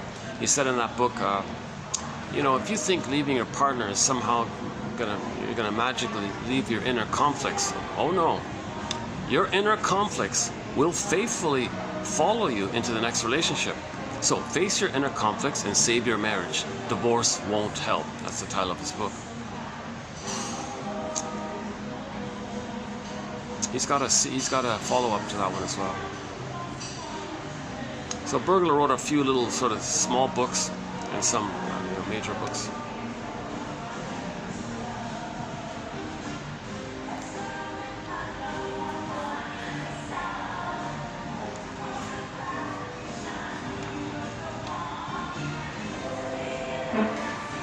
But sometimes self-defeating behavior is to maintain the bond to the mother because you're afraid to leave her. So you're self-defeating. See, mother, you didn't want me to be independent, so I won't be independent, so we're still together. So there may be that part of it, to be loyal to the mother, to save the mother, to be connected to her because you're afraid to separate. So you keep on doing what she wanted you to be like. So, so in the next video, this guy here, Wooldridge, I mentioned blows. The guy, I don't have many of his quotes really, but he's a little bit famous for saying that the child does the separation individuation process, right? From birth to 3, separation individuation process, right? Birth to 4 to 5 months, the egg. 4 to 5 months to 18 months, Superman. 18 months to 36 months, now Voyager. So there's like a 3-year kind of thing. This blows guy says that adolescence, this whole thing is revived up. So you now got to redo it and update it and continue it. So it's like you get a round 2 of it kind of thing. So that's the adolescence is about continuation of correcting what failed earlier. So you got another chance at it. So he calls it like a second individuation kind of process when you turn 18 or something like that. And then it happens again. Adult development at midlife, it does it again. You revisit this whole separation individuation process at midlife. So you're always, it's coming up again. So you have the first one from birth to 3. Okay, it's buried, I guess. It comes up again around teenage time. Okay, when you leave high school, around that time. And then in midlife, it comes up again. And I think some people might say even in elder times, there may be another round of it. Then and if you succeed at the elder time, you'll be an elder. But if you keep failing it again and again, then you become a curmudgeon, a bitter, stingy, grumpy, angry, bitter curmudgeon. That's the story of the Scrooges and the Grinches and the Grouches and the Grumps and all those characters. Right?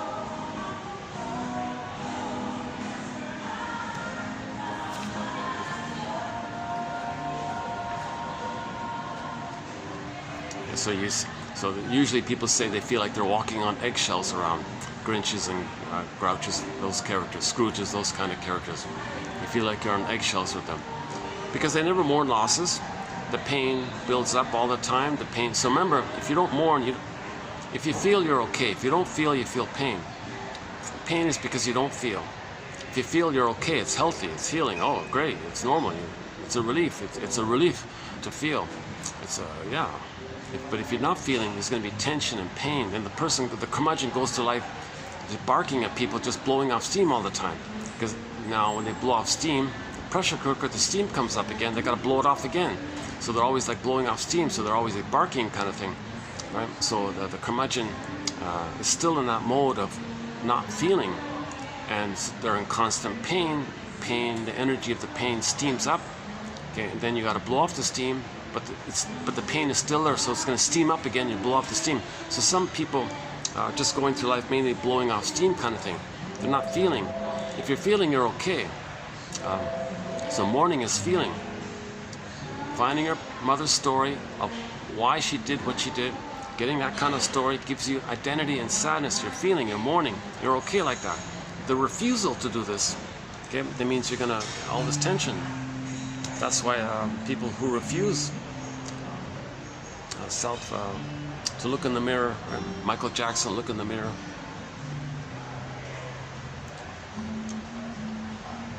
Okay, start with the man in the mirror. Look in the mirror and heal the person you see in there.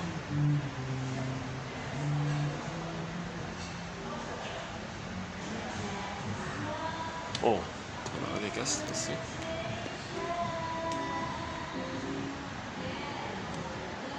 Is that staff or guest? What's the staff? Oh, okay, that's the staff. Yeah, I'm gonna leave when the guests start coming in. I think in the next video I'll review, I'll do a quick review of this as well in the next video. Yeah, so stay tuned. This has been part 1 of Tom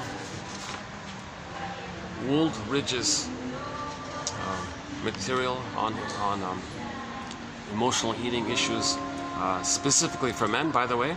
It applies to women as well, obviously.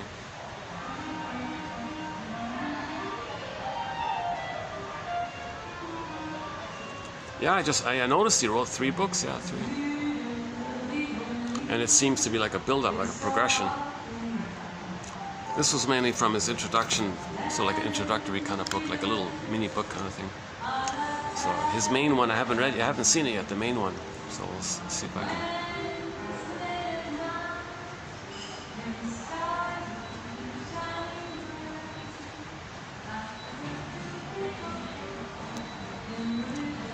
Boy, these videos, they've been hard to upload. Some of them, it's taking longer and harder to upload videos now for some reason. Like this video might be available in a week from now, you know, or 2 weeks. I don't know. Jesus, it's kind of crazy. Sometimes it uploads within a day. Sometimes it takes a week. Once it took me a month to upload a video. Can you believe it?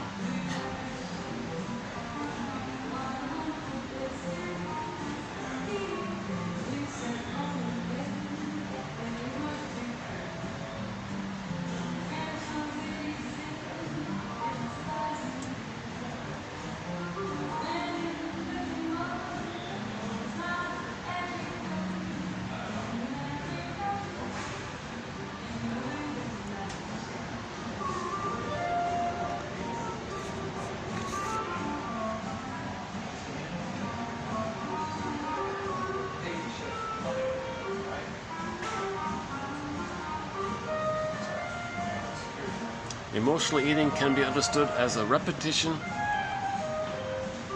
of a defense against a traumatic theme from childhood, a never-ending attempt to magically undo the pain of one's past. That's a pretty good way of putting it, yeah.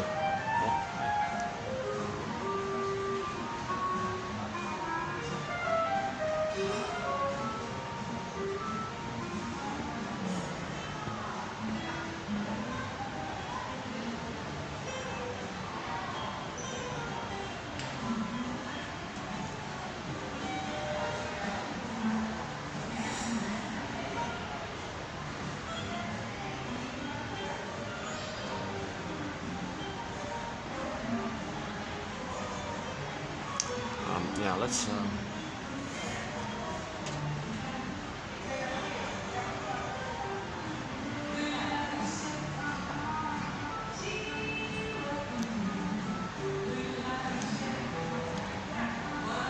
emotional eating reflects the intense desire of a young child who needed his mother's comfort. Emotional eaters are deeply defended against a direct recognition of their object hunger. So emotional eating means you're not going to be aware that you needed soothing and comfort. Because defense mechanisms are there to engage in, to not make you aware of the pain of why you're using them. So you repeat the theme. It makes you unaware of the theme. But like he says here, it's a ruse. It's a ruse. So food itself is a counterfeit substance to substitute for the longing for fusion. Okay, play Katie Lang's song, Constant Craving. My guess is that's what she's talking about, this constant craving. Constant craving for what? Well, the fusion, this kind of constant. All of your life force is, all of the baby's constant life force is to fuse and merge with the mother when it comes out. So if that's missing, there may be this constant craving called object hunger. Sometimes called merger hunger. Merger hunger, object hunger. Usually it's the same. The intense desire of a young child who needed his mother's comfort. So yeah, so fusion, for being touched by hand and eye and voice, for being held in body and mind. Mother's warm, loving arms, etc. So if the baby's in mother's warm, loving arms, skin to skin, he's comforted, he's soothed, rhythm is safety. You can lean on me, baby, you're safe. From that safety, he can grow his authentic self, he can grow his feelings, his body will come in.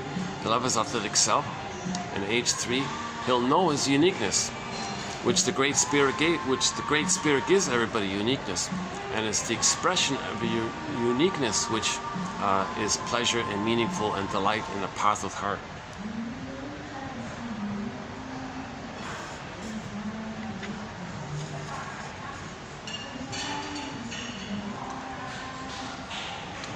What time is it? Let's see. Just past 6 here.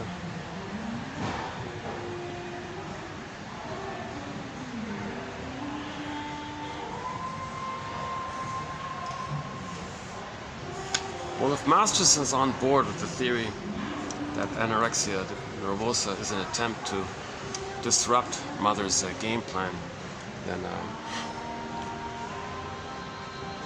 I'm gonna lean a little bit on that end. Although I don't fully get it, I've never known anybody with anorexia nervosa. Jesus. Now we're not talking about people starving in places. We're not talking about that. These are women who choose to not eat as a protest against the mother, to attack the mother and rebel against the mother. A, food is mother's. I don't want mother. B, mother's her body, so attack her own body by depriving the body of food. Hurting the body, thinking she's hurting the mother. Or rejecting food in order to reject mother. It's a kind of rebellion, right? If Masterson says it, I'm going to lean on it a little bit, but I still don't fully get it. I would need, too bad I couldn't find some anorexia person around to interview them. Can I interview you? Why do you refuse to eat? What's going on? Tell me about your mother.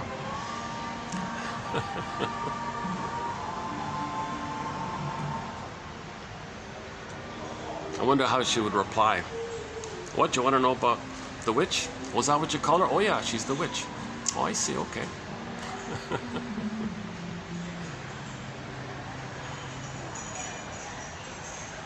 Okay, let's wrap it up here. I'm tempted to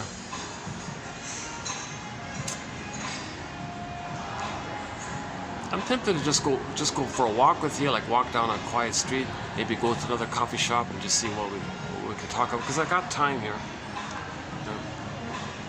I've got battery. Let's see. Battery's holding up. It's not too dark. That's okay. That's okay. Let's just leave it here.